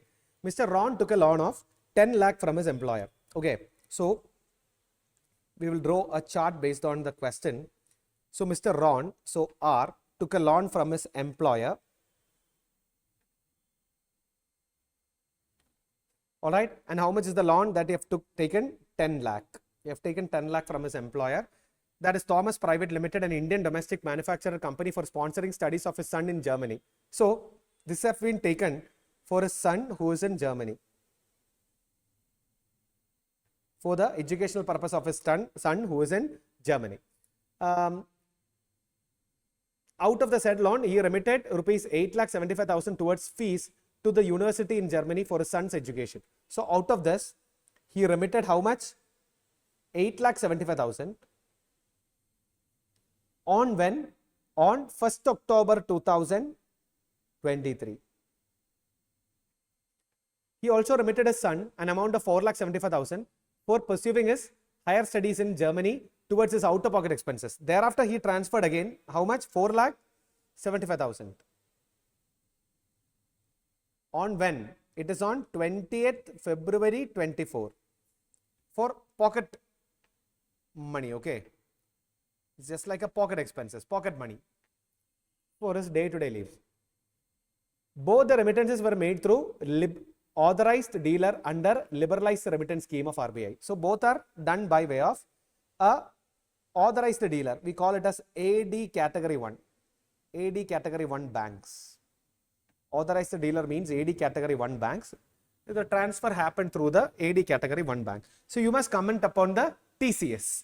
So you tell me what is the relevant provision of TCS. That is 206C1G it is. TCS under LRS. So let's take the relevant topic from our handbook. If you take page number 258 in our handbook, you can see a chart like this. Okay, that is section 206C1G overseas remittance or an overseas tour package. So listen, very simple. Liberalized remittance scheme simply means if you are transferring, you can transfer up to 2,50,000 US dollars through an authorized dealer category 1 bank for your purposes outside India. For certain specified capital account and current account transactions which is certified under FEMA, you can transfer in a year up to 2,50,000 US dollars. Okay, this 2,50,000 US dollar have to happen, or this transfer should happen through a AD category 1 bank only. Now, rate of TCS, what the Act says is remittances under LRS. If it is before 1st October 2023, listen, if you are transferring money under LRS, liberalized remittance scheme, through an authorized dealer category 1 bank before 1st October 2023, then up to 7 lakh, you don't have to pay any TCS. Up to 7 lakh, you don't have to pay any TCS. Whatever more than 7 lakh will be subjected to 5% TCS. That means that bank have to collect a TCS of 5% on the transaction value. But for that, the transaction have to happen before 1st October 2023. If the transaction happened on or after 1st October 2023, then again no TCS up to 7 lakh. But excess shall be subjected to 20% TCS. The rate have been inflated. Earlier it was only 5, now it become 20. Now, remittances for the purpose of education or medical treatment. Okay, no TCS up to 7 lakh. Over and above 7 lakh will be subjected to 5% irrespective of the date of transfer. If you are remitting an amount for the purpose of education or medical treatment, then the rate of TCS shall be always at 5%. Are you with me? Are you with me? Whether it is more than 7 lakh or whether it is before 1st October or after October, remittances for the purpose of education will be always subjected to 5% of TCS. Now, remittances out of loan obtained from any financial institution referred under ATE. ATE means you are borrowing some money from a public financial institution or a charitable trust for the purpose of education and remitting this money overseas. Then the rate of TCS shall be 0.5%, that too up to 7 lakh no TCS. Over and above 7 lakh will be subjected to 0.5% TCS. Now you tell me, in this case, it is a loan taken from the employer. So it will not come under this bracket. Okay, this bracket will not be applicable. Why? Because the loan 0.5% to come into picture, then you should take the loan from a public financial institution or a charitable trust which provides loan. In other cases, this will not be applicable. Now, here there are two remittances. Number one, for the purpose of education. Are you with me? If it is for the purpose of education, then which tab will come? This tab will come. For the purpose of education, you are transferring amount outside India. Then no TCS up to 7 lakh and 5% is in excess of 7 lakh. So what you can do is, in this case, the first 8,75,000, 8,75,000 minus 7 lakh. So how much is excess of 7 lakh? 1,75,000 will be subjected to a TCS of 5%. The bank have to collect TCS 5% because it is purpose of education. How about the remaining? This is for the pocket money. Okay, it's out of pocket expense. It is not for the purpose of education. Out of pocket expenses cannot be treated as for the purpose of education. It's for your hostel, for your food and other things. If you are directly paying it to university, then we can say it is for the purpose of education. In other case, it is not for the purpose of education. And the payment happened after 1st October 2023. And hence, for that 4,75,000, TCS rate shall be 20%. Again, you cannot take 7 lakh benefit because in a year, only 7 lakh benefit.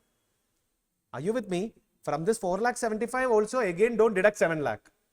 That 7 lakh you have already deducted in the year. Okay, so this 4,75,000 will be subjected to 20%. And what is the rate of TCS, friends? Can you help me with the math? 4,75,000 into 20% will be 95,000. So this bank have to collect a TCS of, can you help me with the math? How much is 5% of 175? 8,750 and 95,000. The bank have to collect altogether 1,03,750 as TCS on account of this transfer. Are you all with me? Are you all with me? I hope it is clear. So moving on to the second part of that question, that is B. What is B? Mr. Mandeep Singh, a manufacturer of textile goods, had a turnover of 12 crore during financial year 22-23, is covered under the provisions of 44AB of Income Tax Act. 44AB means tax audit of Income Tax Act for compulsory audit of books of accounts. He purchased a residential house. Purchased the residential house. That means an immovable property in January 2024 for his personal use for 5 crore. This so means he is a buyer. Okay. From Mr. Amit and paid a commission of 12% of the value of the house to Mr. Pankaj for effecting the deal. So he paid 5 crore to the seller and 12% of 5 crore to the broker. The house is not used for business by Mandeep. So Mandeep used that house for personal purpose. Now let's do one thing. Let's go back to two sections you have to refer. One, 194IA and 194H. Both of the sections you have to refer. Then only you will get the answer. First, we will go to 194IA, that is TDS on immovable property. TDS on transfer of immovable property will go. And let's understand what exactly is there in 194IA. So, let's go to 194IA, friends. Listen.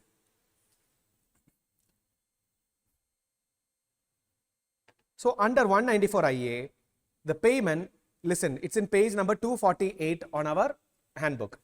Payment on transfer of certain immovable property other than agricultural land. Who is the deductor? When you are buying an immovable property, buyer is the deductor. Whoever buys that particular property shall be the deductor. The person who pays the money is the deductor. Who pays the money in a purchase? Buyer. So he is the deductor. What is the rate? 1% on consideration or stamp duty value, whichever is higher.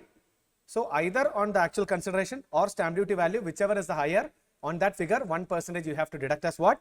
TDS. When is the TDS is required to be deducted? At the time of credit or payment, whichever is earlier.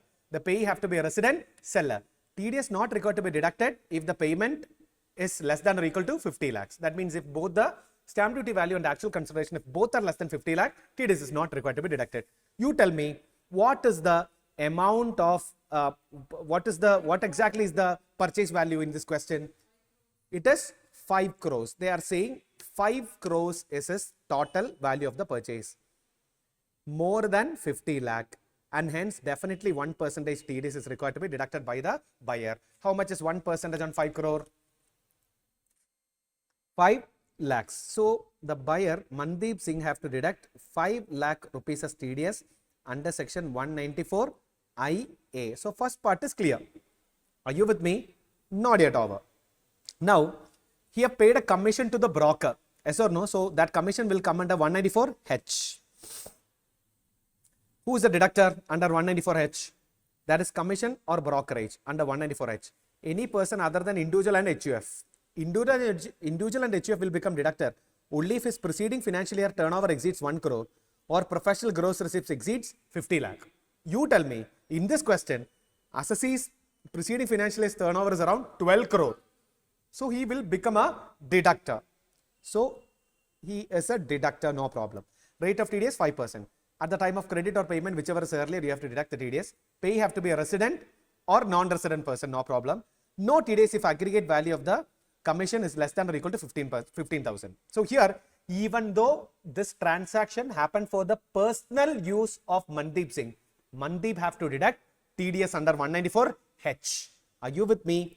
So definitely TDS is required to be deducted under 194H. So how much is the commission? Commission is 12% of 5 crore, right? 5 crore into 12%. And can you help me with the math? 16 lakhs is the commission into 5% is the TDS. So 16 lakh into 5%.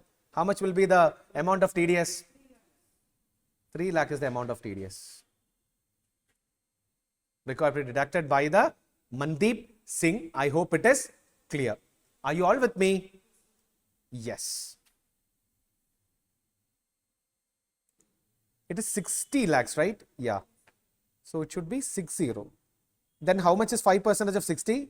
Then 3 lakh. Okay. I've mistakenly written 16. Okay. It is 60. Okay. Yeah.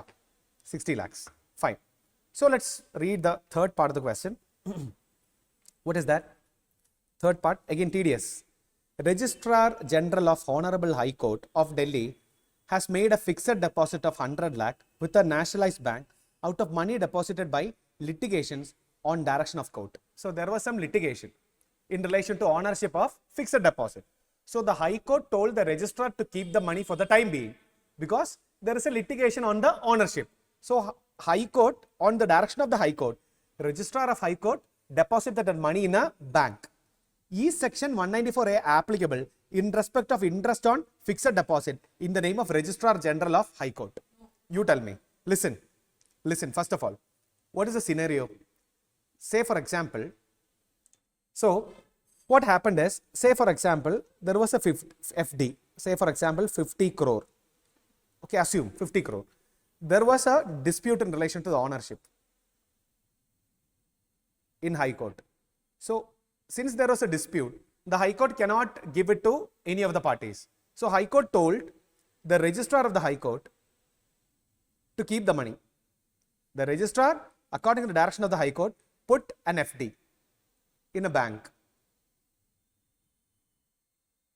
This bank, now in the bank, it is in the name of registrar, but it is not owned by registrar. He is only a custodian for the time being. So there was interest on FD. Whenever bank gives interest on FD, it is interest other than interest on security. Are you with me? It is interest other than interest on security. Now the question is whether this bank have to deduct TDS in the name of registrar on interest on fixed deposit. That is the question. Okay, for that you have to read the relevant section, that is interest other than interest on security, that is 194A. Let's go and understand what is 194A, interest other than interest on security, which is in page number 242. Under page number 242, there is a note number 2. Okay, you have to read that note number 2. Please listen. Let's go through that note number 2. CBDT clarified that interest on FDR made in the name of Registrar General of Court or depositor of the fund on directions of the court will not be subjected to TDS till the matter is decided by the court. However, once the court decides the ownership of the money lying in FD, the provisions of 194A will apply to the recipient of the income. Say for example, here registrar is not the owner of the income. So bank cannot deduct TDS in the name of registrar because registrar cannot take the credit on the TDS amount. So CBDT, by way of a circular, they themselves are saying, if the registrar is only a temporary custodian of that particular FD and you don't have to deduct TDS when you give an interest to that particular registrar. Registrar is not taking interest when there is an interest accumulation in that particular bank account. Bank is not required to deduct TDS in the name of registrar. There is a CBDT circular. It was earlier a case law UCO Bank. Right now it has been issued as a CBDT circular and it is there in page number 242 as note number 2. So let's read the answer. Since it is a circular, let's read the answer. The expression payee under 194A would mean recipient of income whose account is maintained by the person paying interest. The Registrar General is neither recipient of amount credited to his account nor to the interest accruing thereon. Therefore, he cannot be considered as the payee for the purpose of section 194A.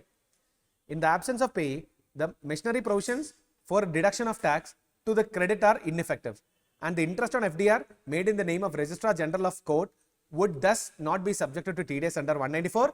It's a TBDT circular direct question. If you write the answer, you will get 2 marks. I hope that is clear for you. So question number 9, that's what we have to discuss right now. Answer the following. Your answer should cover issues involved, provisions applicable, analysis and conclusion. So from the context itself, one thing is clear. Either it will be a direct theory question or it will be a case law based question. So let's read the situations. Mr. Surajit, he filed his return, income tax return for assessment year 24-25 on July 21st, 2024. That means he filed his return on time. So we will read and we will make a chart based on what we are reading, okay, so that you will understand the question better. So listen, so he filed his return for the previous year 2023-24 on which day? On July 21st, 21st July 2024, he filed his return. Okay, now what is next? Then he declared a total income of rupees 11,75,000 in the return. So in the return, he disclosed an income of 11,75,000 rupees. Now listen, the total income includes interest from public provident fund rupees 95,530. So in the total income, there is PPF interest was there. How much is PPF interest? 95,530. As you all know, PPF interest is an exempted income. So he have mistakenly shown that exempted income as a part of the taxable income. There is a mistake from the side of assessee. Okay. And long-term capital gain on agriculture land which is exempted under 1037. He made two mistakes. Number one, PPF, and he have shown another long-term capital gain on transfer of rural agriculture land. On transfer of rural agri land. Again, as you all know, transfer of rural agri land, the long-term capital gain is exempted. Yes or no? So mistakenly he have shown two exempted incomes as a part of the taxable total income. Now, both these incomes were disclosed in the schedule of exempted income also. So both the incomes have been separately disclosed in the exempted income schedule as well. Mr. Surajit also found that by mistake, he failed to claim the current year business loss in the income tax return amounting to 4,50,000. He filed only one return and the return has three mistakes. And his return total income is only 11,75,000. And you have a mistake of 95,530 plus 4,50,000 and some long-term capital gain also. Okay, full of mistakes. So he forgot to claim. He didn't claim business loss of how much? Of rupees 4,50,000. I think he himself might have filed this return. That's why he's making a lot of mistakes. Nowadays, the trend in new generation trend is to file their return by themselves. By making use of some tax preparing software, people used to file their returns by themselves with the basic knowledge. Okay, when notices came, then what will happen? It will be like more revenue generation for the person who is in practice. Because filing return will be like comparatively less charge. You cannot charge more amount for filing return. But for appearing in an assessment, you can charge almost double or triple. So this is what happens. So if your return contains only salary and very basic thing, you can file your return by yourself. Otherwise, it is always better to take an advice when you file your returns. That's it. Okay. Now, so 4,50,000 which is entitled to claim. In the due course of time, the above income tax return got processed under 143 subsection 1. What is 143 subsection 1? Summary assessment to check whether there is any arithmetical error, whether there is any mistake apparent from the record, whether there is any mismatches or something. So it is a automated process. Intimation, the processing happened under 143 subsection 1. Both the above exemption for the interest on PPF and long-term capital gain on agricultural land were denied. So it is subjected to this return, so this return has three mistakes, okay. Number one, PPF. Number two, long-term capital gain. Number three, brought forward business loss. So this return is subjected to processing under 143 subsection 1 and both the exemption got denied. Both the exemption got denied. Now, then what happened? Intimation was served to Mr. Surajit and a demand of tax was raised. So he showed that those exempted income in the total income, but he haven't offered any taxes. So he got a demand notice. Okay. Now, for all the above mistakes, in the return he filed a revised return under 139 subsection 1, but time limit for e-verification of revised return has lapsed. So only after getting that verification or intimation under 143 subsection 1, he might be realizing the mistakes. By that time, his time limit to file the revised return got expired. Okay. Now, the same become invalid. So the time limit for filing revised return got expired and he might have filed a revised return after the allowed time and it got invalid. Now, assessee filed for rectification under 154. So, he have given a rectification application. So, based on this 143 subsection 1 intimation, which denied both the exemption, he filed a rectification under section 154. Okay. And now, which was also rejected by the AO. AO rejected the rectification request also. Is the action AO bound to accept the request of Mr. Surajit? So, this is the question. Now, you tell me, first of all, what is 154? What all are the remedies that you may get under 154? That you should know. Then only you will be able to conceptually understand the answer. So, let's go back to section 154 and understand what all are the remedies that are available under 154. So, listen, it's in page number 179 in our handbook. So, 179, what they are saying is, listen, IT authority, that is AO, CIT or CITA, either suo motu or an application made by the assessee, rectify mistake apparent from the record. What do you mean by mistake apparent from the record?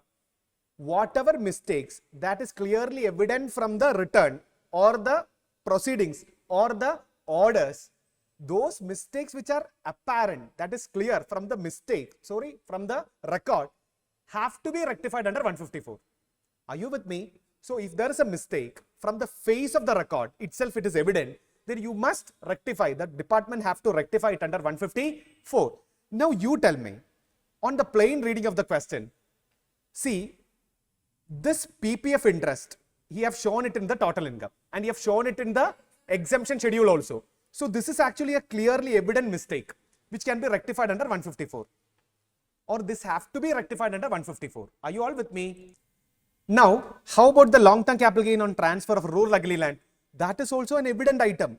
Okay, when you check the gain itself, it is evident that it is on account of rural agri land. So, that also have to be rectified under 154. But how about that brought forward business loss? That is not claimed in the return. So, how does department know that there is such a brought forward business loss? That is not apparent from the record. So, from the face of what we have learned right now, we can say that these two have to be rectified under 154 and the business loss have to be rejected under 154 because that have to be claimed in the return. That have to be claimed in the return. The only option was to file the revised return on time, which was expired. So, there is no remedy for the business loss. But for the PPF interest and long-term capital gain, since it is very much evident from the face of the record, that have to be rectified under 154. Now, let's read the answer. Okay, let's read the answer, whether the answer is like this. So, issue involved. What is the issue involved? Listen, this issue under consideration is whether a rectification application before assessing officer under section 154 can be filed to rectify a mistake. For denial of exemption in respect of interest on PPF and long-term capital gain on agricultural land, which is exempted under 1037, while processing return under 143 subsection 1, which was disclosed by the assessee in the schedule of exempted income of ITR, and to claim business loss which assessee failed to claim in the return filed by him. This is the issue, whether they can rectify it under 154. Provisions applicable. Section 154 with a view to rectifying any mistake apparent from the record. This is the important term. That's why I have highlighted this word. Apparent from record. If you check page number 179, you can see there is a bold italics for the apparent mistake apparent from record. That is an important term. Okay. Now, an income tax authority may inter alia amend any order passed by it under the provisions of this act or amend any intimation or deemed intimation under 143 subsection 1. So, whatever the mistakes which are apparent from the record, they have to consider it under 154. Now, let's go to the analysis and conclusion. The jurisdiction of any authority under the act to make an order under 154 depends upon the existence of mistake apparent on the face of the record. As per 154, income tax authority can rectify the mistake which is committed in the intimation passed under 143 subsection 1 or an order passed under the act. In the present case, denial of exemption while processing the return under 143 subsection 1 in respect of interest from PPF and long-term capital gain exempted under 1037 are mistakes apparent from record, and hence, however, mistake to claim current year business loss in the return of income cannot be said to be a mistake apparent from record, since the current year business loss not forming part of the intimation as per Surajit failed to claim the business loss in the ITR filed by him. So that business loss is missing in the ITR. So department cannot, what do you say, simply out of nothing, they will not be able to know that there is a business loss. So moreover, the assessing authority has no power to entertain a claim for a deduction made after filing return of income, otherwise than by way of filing a revised return. So accordingly, the assessing officer is bound to accept the request of Mr. Surajit for rectification only in respect of exemption of interest under PPF and long-term capital gain under 1037 and not in respect of claim for the business loss. I hope you understood what I said. Is that point clear, friends? All right, so moving on to question number 10. I hope you have read question number 10 as well. So question number 10. So let's solve that question together. I hope you have read the question. So question number 10. Answer the following. Your answer should cover issues involved, provisions applicable, analysis and conclusion. Same type of question. So IT Finance I Limited repays a loan merely by passing adjustment entries in the books of accounts. So there is a company called IT Finance. They repaid some loan without actually making the payment. They have made some adjustment entries in the books of accounts. Loan repayment was not actually made. The cost shown by the assessee for repayment of loan otherwise than by account pay check or bank draft was on account of the fact that the assessee was liable to receive an amount towards the sale price of shares sold by the assessee to the person from whom loan was received by the assessee. So listen, we will write assessee as A. Okay, in the scenario what happened is there is an assessee A. Okay, and what he did is like there is a person, say we'll say lender. Okay, assessee took a loan from lender. Assessee took a loan from lender. Now he have to repay that particular loan. Are you with me? Instead of repaying it, assessee, what he did is like the lender was supposed to give some money to assessee in relation to purchase of shares. Or rather we can say instead of repaying loan, assessee sold some shares to lender. Okay, assessee given some shares to the lender. So the lender, rather than repaying that amount, there was a transfer of shares from assessee to lender. So that's how the repayment happened. Are you with me? Now, what is the problem here? Listen, in order to avoid the unnecessary circular transfers of shares, both the parties agreed to set off the amount payable and receivable by way of passing journal entries. So both have settled that payment. Loan repayment is now not required by because shares have been transferred. So both the parties have what? Crossed off their mutual liabilities in their respective books of accounts. Now, both the parties agreed to set off amount payable and receivable by passing journal entries, and the balance loan amount was paid by the assessee by way of account pay check. There was something more to repay, and the extra amount, say for example loan is say 10 lakhs, you paid 8 lakhs worth of share, and the remaining 2 lakh was repaid by say account pay check.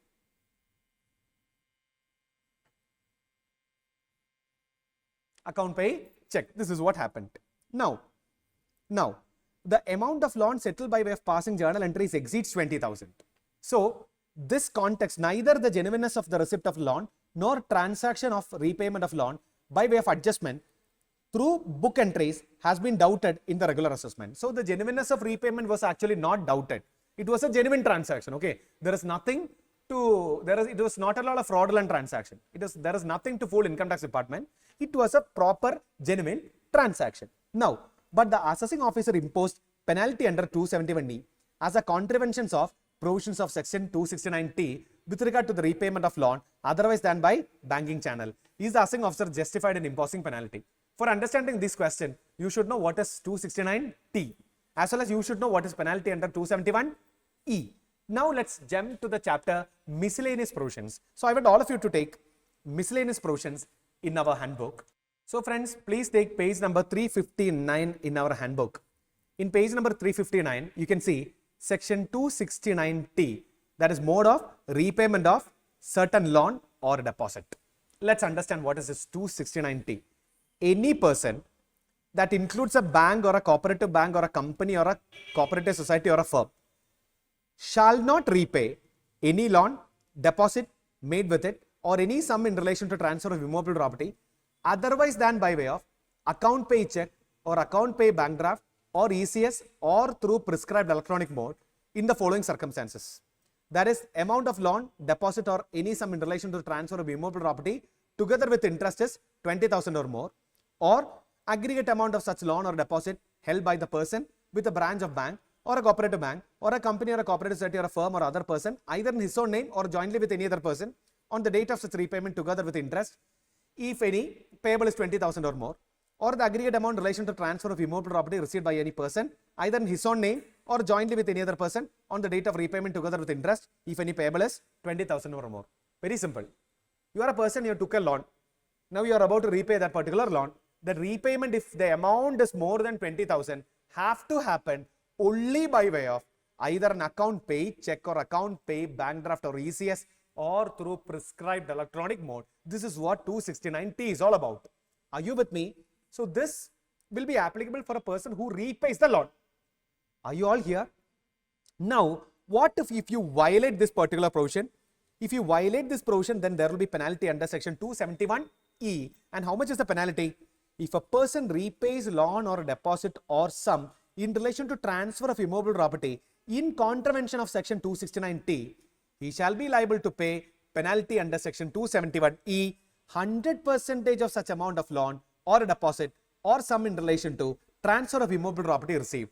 The penalty shall be imposed by JC. So if you violate this provision, then penalty shall be how much? 100% of such amount of loan or a deposit or sum in relation to transfer of immovable property. Are you all with me? So section 271E says that if you violate the provision of this 269T, then you are supposed to pay a penalty of that amount transferred in violation to 269T. Now, but if you can prove the genuineness of a particular transaction, there won't be any penalty. Okay, if you can prove the genuineness of a particular transaction, there won't be any penalty. Let's see what happens in this particular case. So, here, what is the issue involved in this case? The issue under this consideration is whether repayment of loan by the assessee merely by passing an adjustment entry in the books of accounts can be taken as a contravention of provision of 269T to attract penalty under 271E.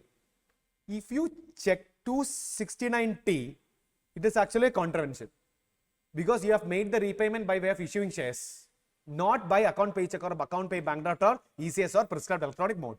Are you with me? But what is the real purpose of 269T? In order to remove cash payments, 269T has been invoked. Yes or no? Even though in this transaction, there is a violation of 269T, department will not levy penalty. Why? Because it is a genuine transaction. It is not a transaction to defraud or it is not a transaction to fool income tax department. It's a genuine share transaction. And hence, even though there is a violation of 269T, there won't be any penalty. This is what we can plainly say. Now, we will read the remaining part of the question. The provisions applicable. Section 269T provides that it is obligatory on every person who repay any loan by an account pay check or account pay bank draft or ECS or through prescribed electronic mode, if the amount of loan together with interest, if any, payable thereon is 20,000 or more. Failure to comply with the provisions of 269T would attract penalty under 271E. Now, analysis and conclusion. Section 269T does not make a distinction between a bona fide or a non-bona fide transaction. Section 269T only say repayment otherwise than in this method will attract what is a violation of 269T. Neither does it require fulfillment of condition mentioned therein only in case where there is an outflow of funds. It merely puts a condition that in case of loan or deposit repaid, it should be made by way of account pay, check or draft or use of electronic clearing system through bank account or through such other prescribed electronic mode. Therefore, in the present case, assessee has repaid a portion of loan in contraventions of provisions of section 269T. So, there is a contravention or violation of 269T. Now, in effect, the assessee has violated the provision of 269T by repaying the loan amount by way of passing book entries, and therefore penalty under 271E is applicable. However, since the transaction is a bona fide in nature, being a normal business transaction and has not been made with a view to avoid tax, and since IT Finance Limited has shown reasonable cause for the failure under 269T, no penalty under 271E would be imposed on the IT Finance Limited for contravening the provisions of 269T by virtue of provisions of 273B. Accordingly, assessing officer is not justified in imposing penalty. There is a violation of 269T, it is right. But this is a bona fide genuine transaction and hence there won't be any penalty under 271E. That's what the department says. Are you all with me? If you go to the penalty chapter, page number 308, okay, page number 308, if you can refer, 271E, that is failure to comply with the provisions of section 269T. How much is the penalty? A sum equal to the amount of loan or deposit. Now you check this, the third column. 273B is applicable. What is 273B? For understanding what is 273B, you go to the first paragraph in that particular chapter. 273B says that authority concerned has given discretion not to levy a penalty if assessee can establish that he was prevented by a reasonable cause for not complying with the provisions of the law. That means in this case, he have repaid the loan otherwise than by prescribed modes. Why? Because it is a genuine share transaction. So he can show the cause and there is a genuine cause and the department have to what? Drop off the penalty proceedings. Are you with me? So you can refer that also, not necessarily you have to refer, but that also will be fine. That is a perfect way of answering. Subject to 273B, he can show a genuine cause over here and hence there won't be any penalty proceedings over here. That's what you can say. I hope that also was clear for you. Moving on to the next one, and this is actually an old case, okay. Triumph International Finance Limited. That is an old case cited by the Bombay High Court. You don't have to refer the case law name because it is a direct scenario, okay. Now, can you go through question number 11? Again, a similar question. Okay, a similar question. Go through question number 11. Okay, friends. So, moving on to the next question. Answer the following. Your answer should cover issues involved, provision applicable, analysis and conclusion. Assessee, Messrs. ABC Finance Limited, a finance company, was engaged in the business of leasing and hire purchase of capital equipment to existing Indian enterprises. So, we will again draw a chart for a better understanding of that particular question. Okay. So, what was assessee's business, friends? Assessee was engaged in a business that is in relation to finance. Okay, that is in relation to finance. So, our assessee was ABC Limited. It was doing some finance activity, engaged in the business of leasing and hire purchase of capital equipment to existing Indian enterprise. So, there are certain Indian enterprise, they were leasing, they have leased and hire purchase of capital equipment, leasing and hire purchase of capital equipment.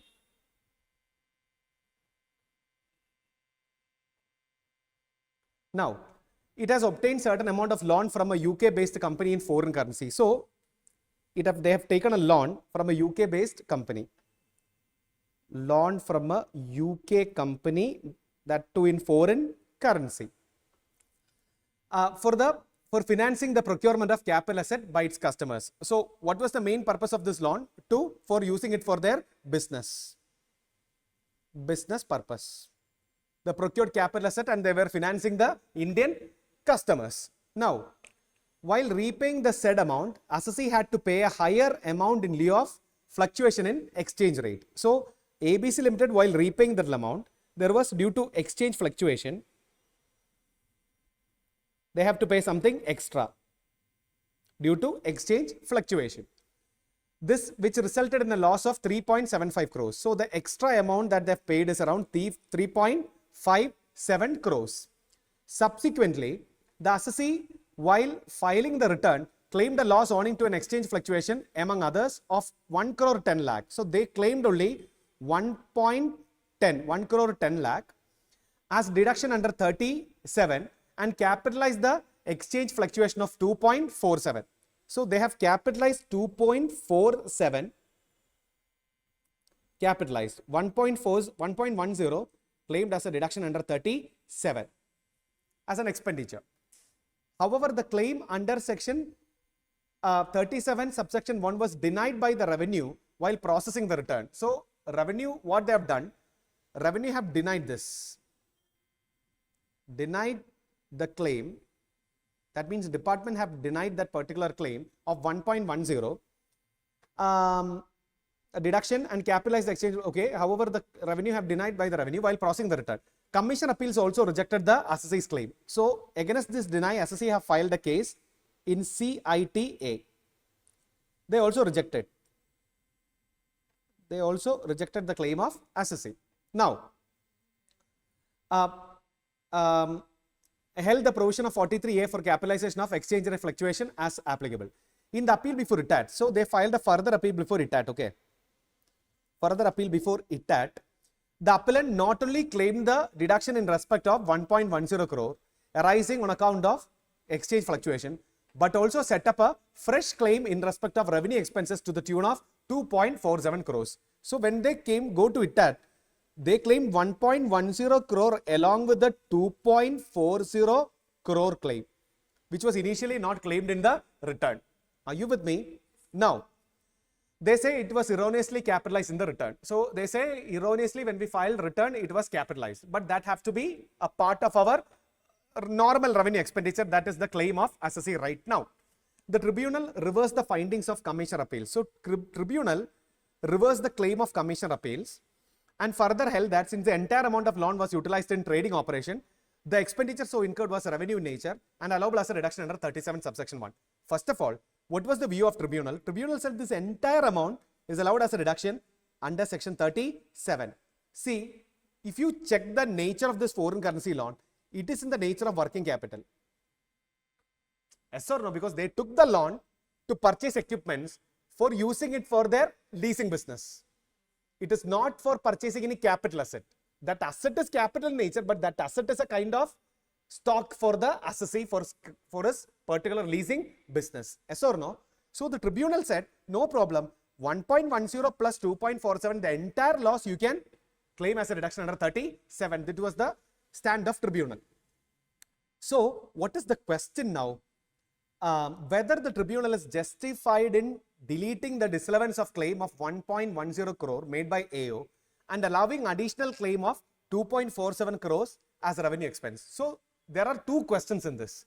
Number one, first of all, is ITAT first of all reverse the judgment of CITA, because CITA denied the claim of 1.10 crore and ITAT also allowed an extra 2.47 crore which was not claimed in the return.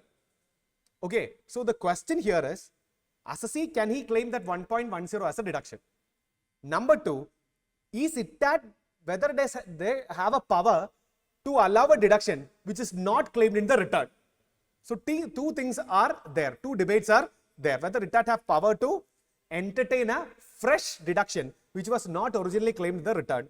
Number two, whether that 1.10 have to be deductible as a business expenditure or it have to be capitalized. These are the two debates involved. Let's see what exactly is the answer. Now, listen, what are the issues involved? The issue under consideration is whether loss incurred on account of foreign currency fluctuation at the time of repayment of loan taken for financing procurement of capital equipment on lease, on hire, purchased by customers would be allowed as a revenue expenditure. That is number one, whether that expenditure is allowed as a revenue expenditure. Another issue under consideration is whether tribunal can entertain a fresh claim for the first time in exercise of its powers under 254. Can tribunal entertain a fresh claim which was not included in the return? These two are the two issues. Now provisions applicable. Under 37, any expenditure not being in nature of expenditure described under 30 to 36 and not being in nature of capital expenditure or personal expense of the assessee laid out and exclusively or wholly and exclusively for the purpose of business or profession shall be allowed in computing the income chargeable under the head PGBP. Section 245 to 54 subsection 1 empowers appellate tribunal to pass an order thereon as it thinks fit after giving both the parties to an appeal an opportunity of being heard. So these are the two relevant provisions. Number one, reduction under 37. Number two, the power of tribunal under 254. Now analysis and conclusion. This is the important part. The activity of Messrs. ABC Finance Limited of financing its customers for procurement of capital equipment on lease on hire purchase was an independent transaction or an activity of business, activity of the assessee. The transaction of loan between Messrs. ABC Finance Limited and UK based company is necessary for carrying out the business of the financing, because that loan is actually required to purchase what? To purchase capital asset which have to be used for the business of the assessee. It was not for creation of an asset of the assessee as such.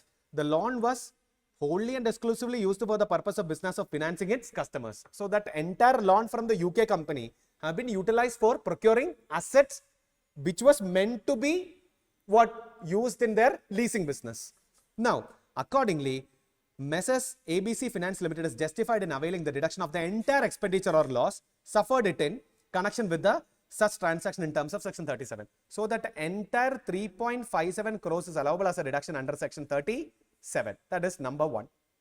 Now the second thing, as regards restriction in powers to accept a new claim for the first time, such limitation on accepting new claims would apply to the assessing authority but would not impugn upon the plenary powers of tribunal bestowed under 254, because tribunal is just like a court. They have the power to entertain new items even though it is not claimed in the original return filed. Are you with me? If in front of assessing officer you can raise a fresh claim only by filing a revised return, but in front of tribunal, CITA, High Court, Supreme Court, etc., if the corresponding authority allows, you can claim a fresh thing even without filing a revised return. That are their powers bestowed. And this case is actually, the situation in this case is similar to a case happened in the case of Wipro Finance Limited 2022, which is cited by the Supreme Court. This situation is exactly as the same as of that of case of Wipro Finance Limited 2022, which is cited by the Supreme Court in the year 2022. Are you all with me? So two things are there. First of all, the loan is a working capital loan. Hence, the entire interest is allowable as deduction under 37. This is the common layman's language. Number two, tribunal have the power to entertain fresh claims, even if you haven't filed a revised return. Are you with me? Hope both are clear. So let's move on with the next question, friends. I hope it is clear. So question number 12. I hope you have read question number 12. And now let's solve the answer together. Yeah. So ABC Incorporated, a company incorporated in USA, owns and manages a website which acts as a marketplace for buying and selling of goods and also host advertisement. So ABC, a company incorporated in USA. So ABC is a US based company. We'll draw a chart based on the question. Okay. So ABC is a US based company. They have a website. They have a website. And what they are saying is, what are the specialities of website? It acts as a marketplace. So it is an e-commerce website. It is an e-commerce website for buying and selling goods and also host advertisement. So they buy or sell goods plus they are hosting advertisements also. Hosting advertisements. ABC Incorporate has no physical presence in India. So that means they have no PE in India, no permanent establishment in India. So it is actually leading to which chapter, which topic? Equalization levy. This leads to equalization levy because e-com, online advertisement. That too no PE in India. So this is how you have to identify the chapter. When you read the question, from the facts and figures, you need to identify which chapter it is. Okay. Now, Raghu Limited is a domestic Indian company. There is another person called R Limited, which is an Indian company.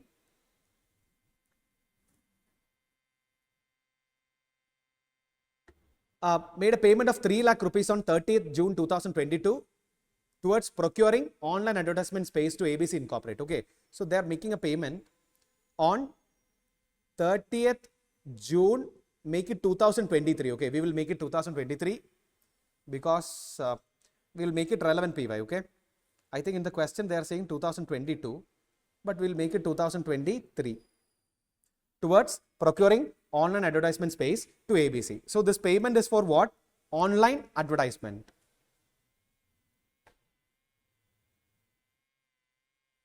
Online advertisement. For his business of Raghu. Remitted the equalization levy on 23rd March 2024. They remitted the equalization levy on 23rd March 2024. So listen. So they remitted 23rd March 2024 was the remittance. So Raghu is supposed to deduct equalization levy under which section? under section 165 of Finance Act 2016.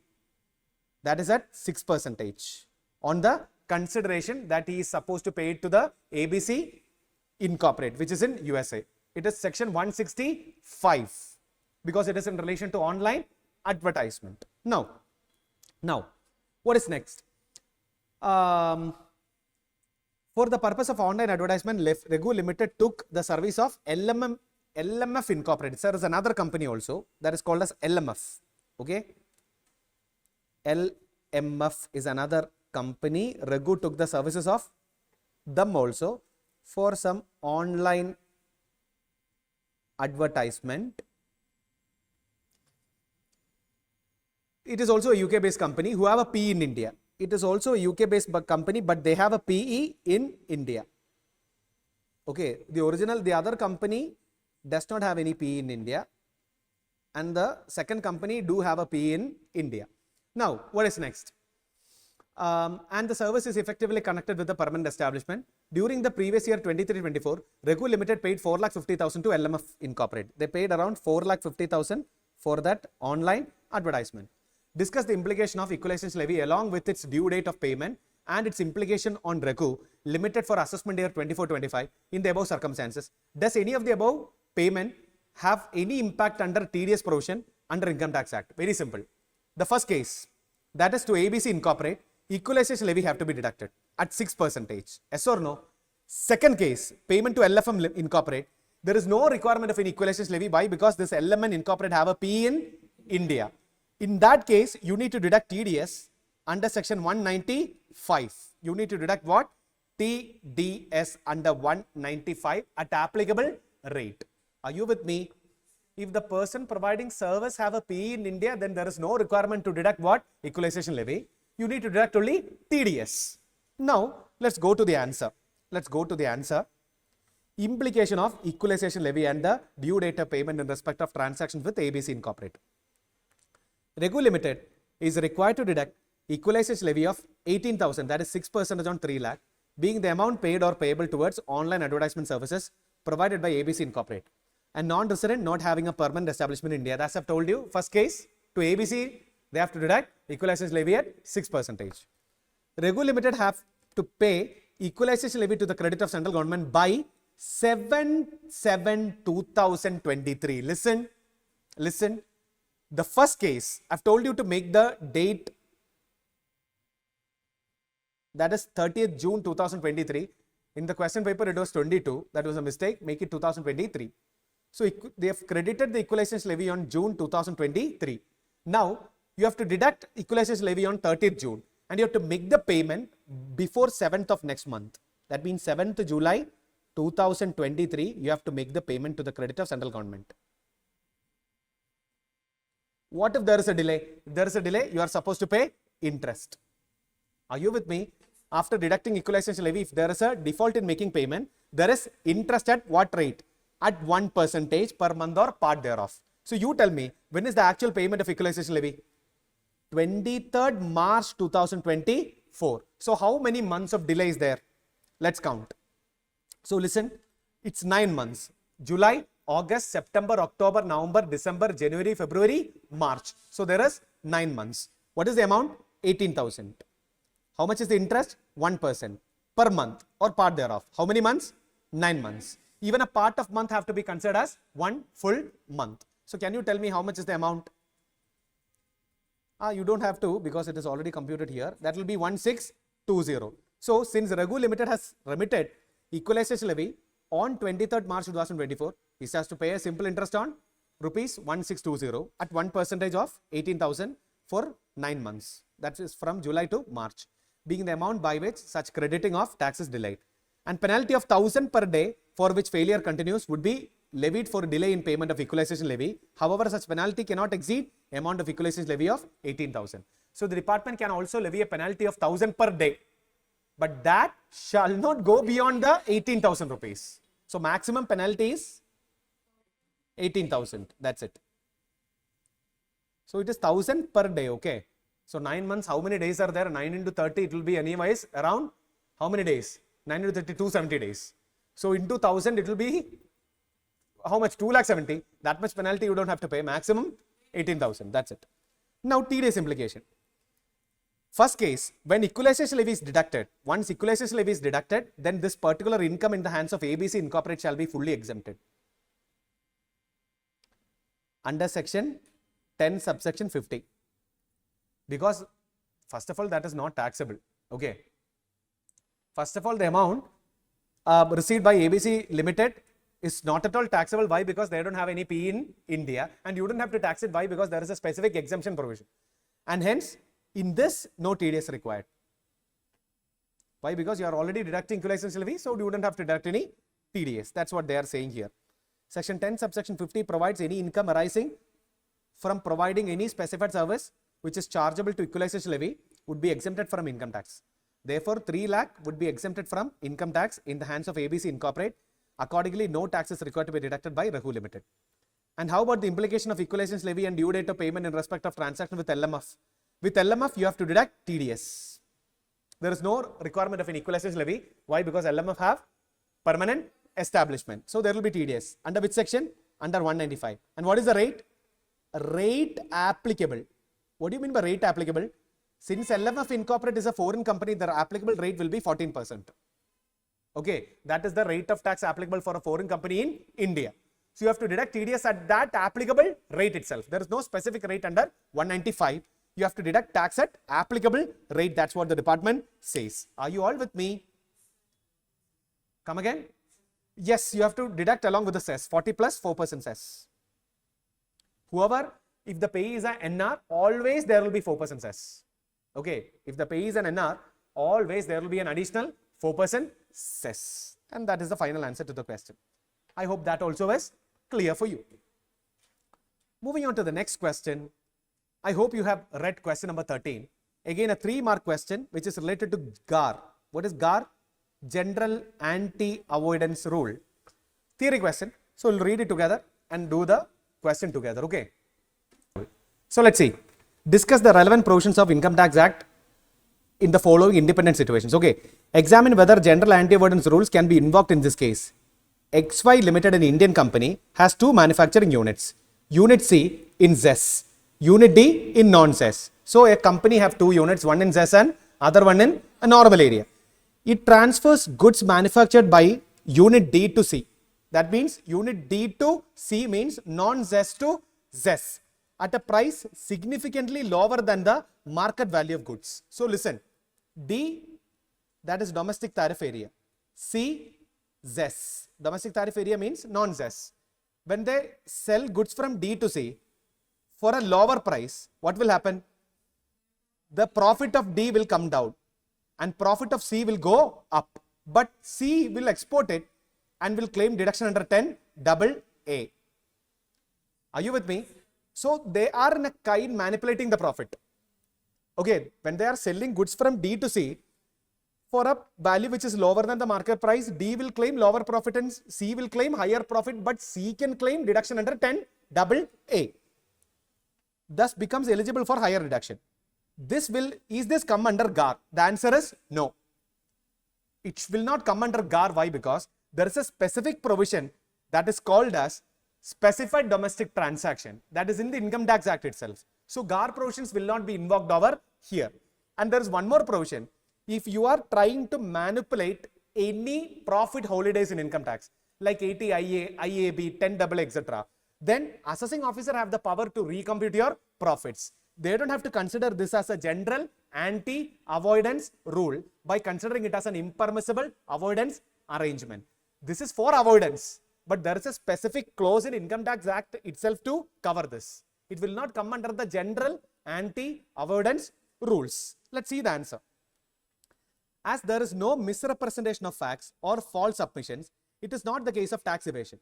And the company has tried to take advantage of the tax provisions by diverting the profit from non-ZES unit to, that is D to C, a ZES unit.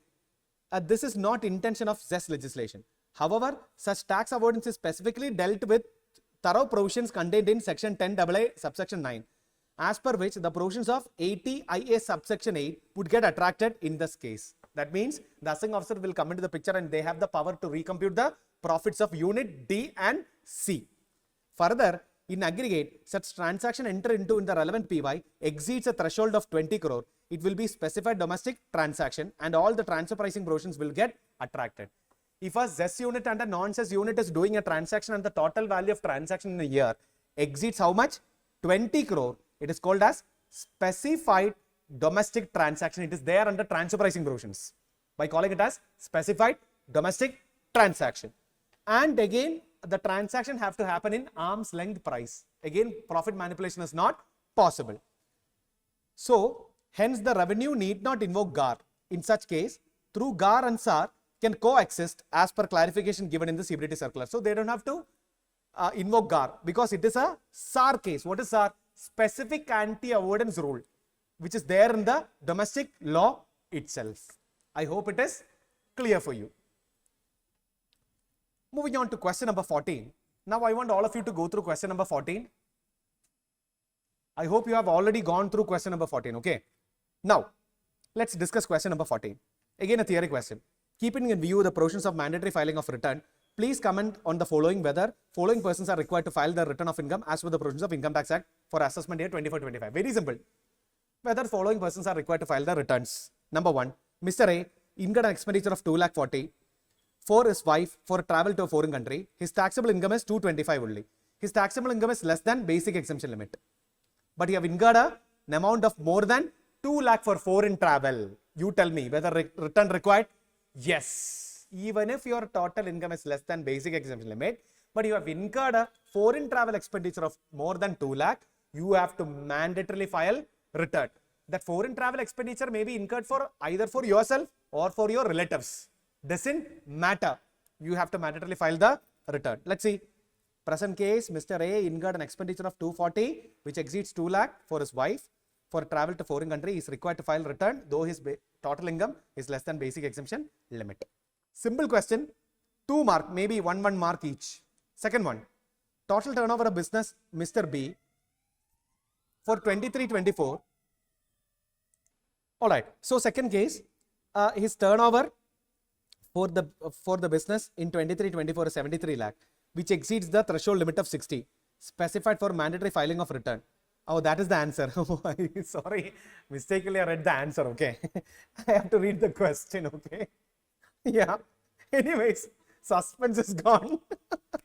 All right. So total turnover of business of Mr. B for financial year 23-24 is 73 lakh, but profit for the same business is 210 lakh. He has no other income. So his total income, profit is only less than basic exemption limit, but his turnover is more than 60 lakh. In that case also, he is mandatorily required to file his return.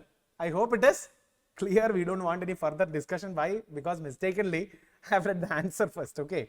Yeah. Moving on to the next one. Question 15. Okay. So can you go through question 15? It's in relation to recovery. And let's read it together. Again, a theory question carrying 3 marks. Tax recovery officer attached the properties of A. Chowdhury and Sri R. Madekar. Okay, so 2 persons are there, Chowdhury and Madekar. 2 directors of ACRM Private Limited. So there is a private limited company. There are 2 directors, one Chowdhury and other one Madekar. TRO, that is tax recovering officer, attached the properties of Chowdhury and Madekar. Okay, the company is in liquidation. In respect of tax due from the company and also for penalty, interest and due from the company. So the company, there was a lot of pending demands. Basic taxes there such as cess, penalty, interest. So instead of recovering properties of the company, they recovered the properties of 2 directors, that is Chowdhury and Madekar. The 2 directors contended that the directors are not liable for any tax, penalty and interest due from the company. Moreover, a notice under 156 has not been served on them and therefore they are not liable to pay any tax, penalty, interest. The director said that it is the company who defaulted the tax, not us. Company is a separate legal person. We are directors of the company only. How can you recover tax from us? And for recovering any tax, first of all, the department have to issue a demand notice. We haven't received any demand notice. They might have given a demand notice to the company, but the directors haven't received any demand notice. So director said we are not supposed to pay any taxes. They are not supposed to recover from us. Hence, the proceedings for recovery are not valid. This is the contention of directors. Discuss what is the correct legal position. For this, you need to take assessment of other entity chapter. So in our handbook, go to page number 144. Page number 144 is about a liability of directors of private company, section 179. Okay, let's see. You are a director of a private limited company, then what is the provision? Where any tax due from private company in respect of any income of a PY cannot be recovered, then every person who was director of the private company at that time during the relevant PY shall be jointly and severally liable for the payment of tax. Directors, you are screwed. Why? If tax is not recoverable from the company, then the department can recover the tax from the directors, provided it's a private limited company. Unless he proves that non-recovery cannot be attributed to any gross negligence, misfeasance or breach of duty on his part in relation to affairs of the company. If the director proves that they have done everything that they can, still there is a pending demand, then it is okay. Then the directors are absolved from paying the demand. In all other cases, it is open for the income tax department to recover the taxes from the hands of directors. Are you all with me? Now, note 1. Personal liability can be imposed by AO on director even without any adjudication by the court. It is not direction, it is director, okay? Note 2. Tax due includes penalty, interest, fees or any other sum payable under the Act. Now let's come back to the question. Now you tell me, what is the correct legal position? Whatever assessing officer, tax recovery officer does is right and he have the power to do so. Otherwise, director have to prove that it is not on account of any negligence or breach of duty that there is a pending demand. So let's see the answer. It's a direct question only, okay?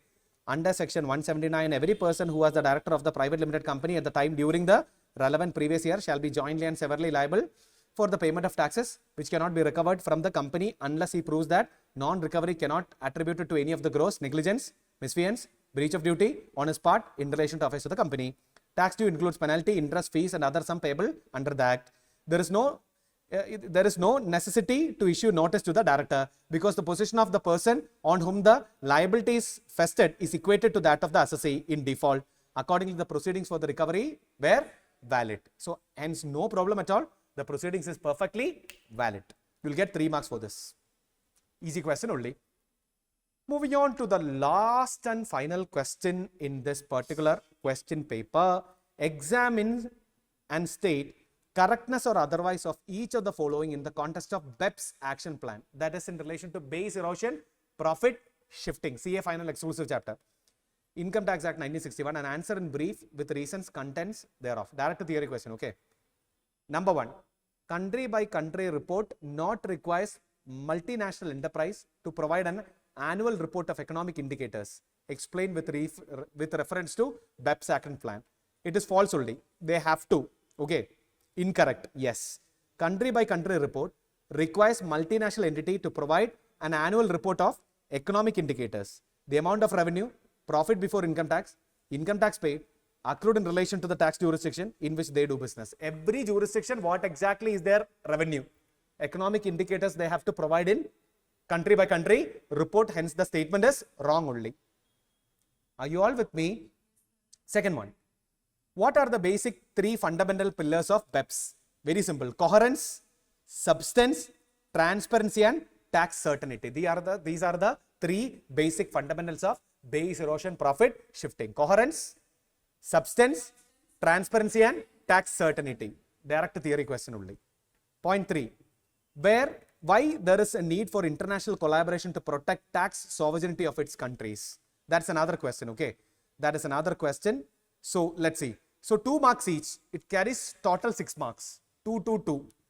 Now, there is a need for continuous collaborate on tax matters so that they are able to get their due share of taxes due to the following reasons. What is collaboration? One country and the other country should cooperate. Then only they can minimize the impact of BEPS, that is base erosion profit shifting. What is base erosion profit shifting? Shifting the taxable profit from one jurisdiction to another by following legal methods, exploiting the domestic tax law so that they are creating gaps and shifting profits legally from one taxable jurisdiction to another jurisdiction is said to be what? Base erosion profit shifting. Say for example, shifting taxable profits legally from India to Mauritius. Mauritius is a tax haven. If you shift profits like that, you can enjoy the benefit of taxes. That means you don't have to pay the taxes. That will become your profits. To avoid this, every country should cooperate each other. Now, the interaction of separate set of domestic law enforced by sovereign countries causes frictions, including potential double taxation for corporations operating in many countries. It also causes gaps in cases where corporate income is untaxed both in the country of source and in the country of residence, or taxed only at normal rates.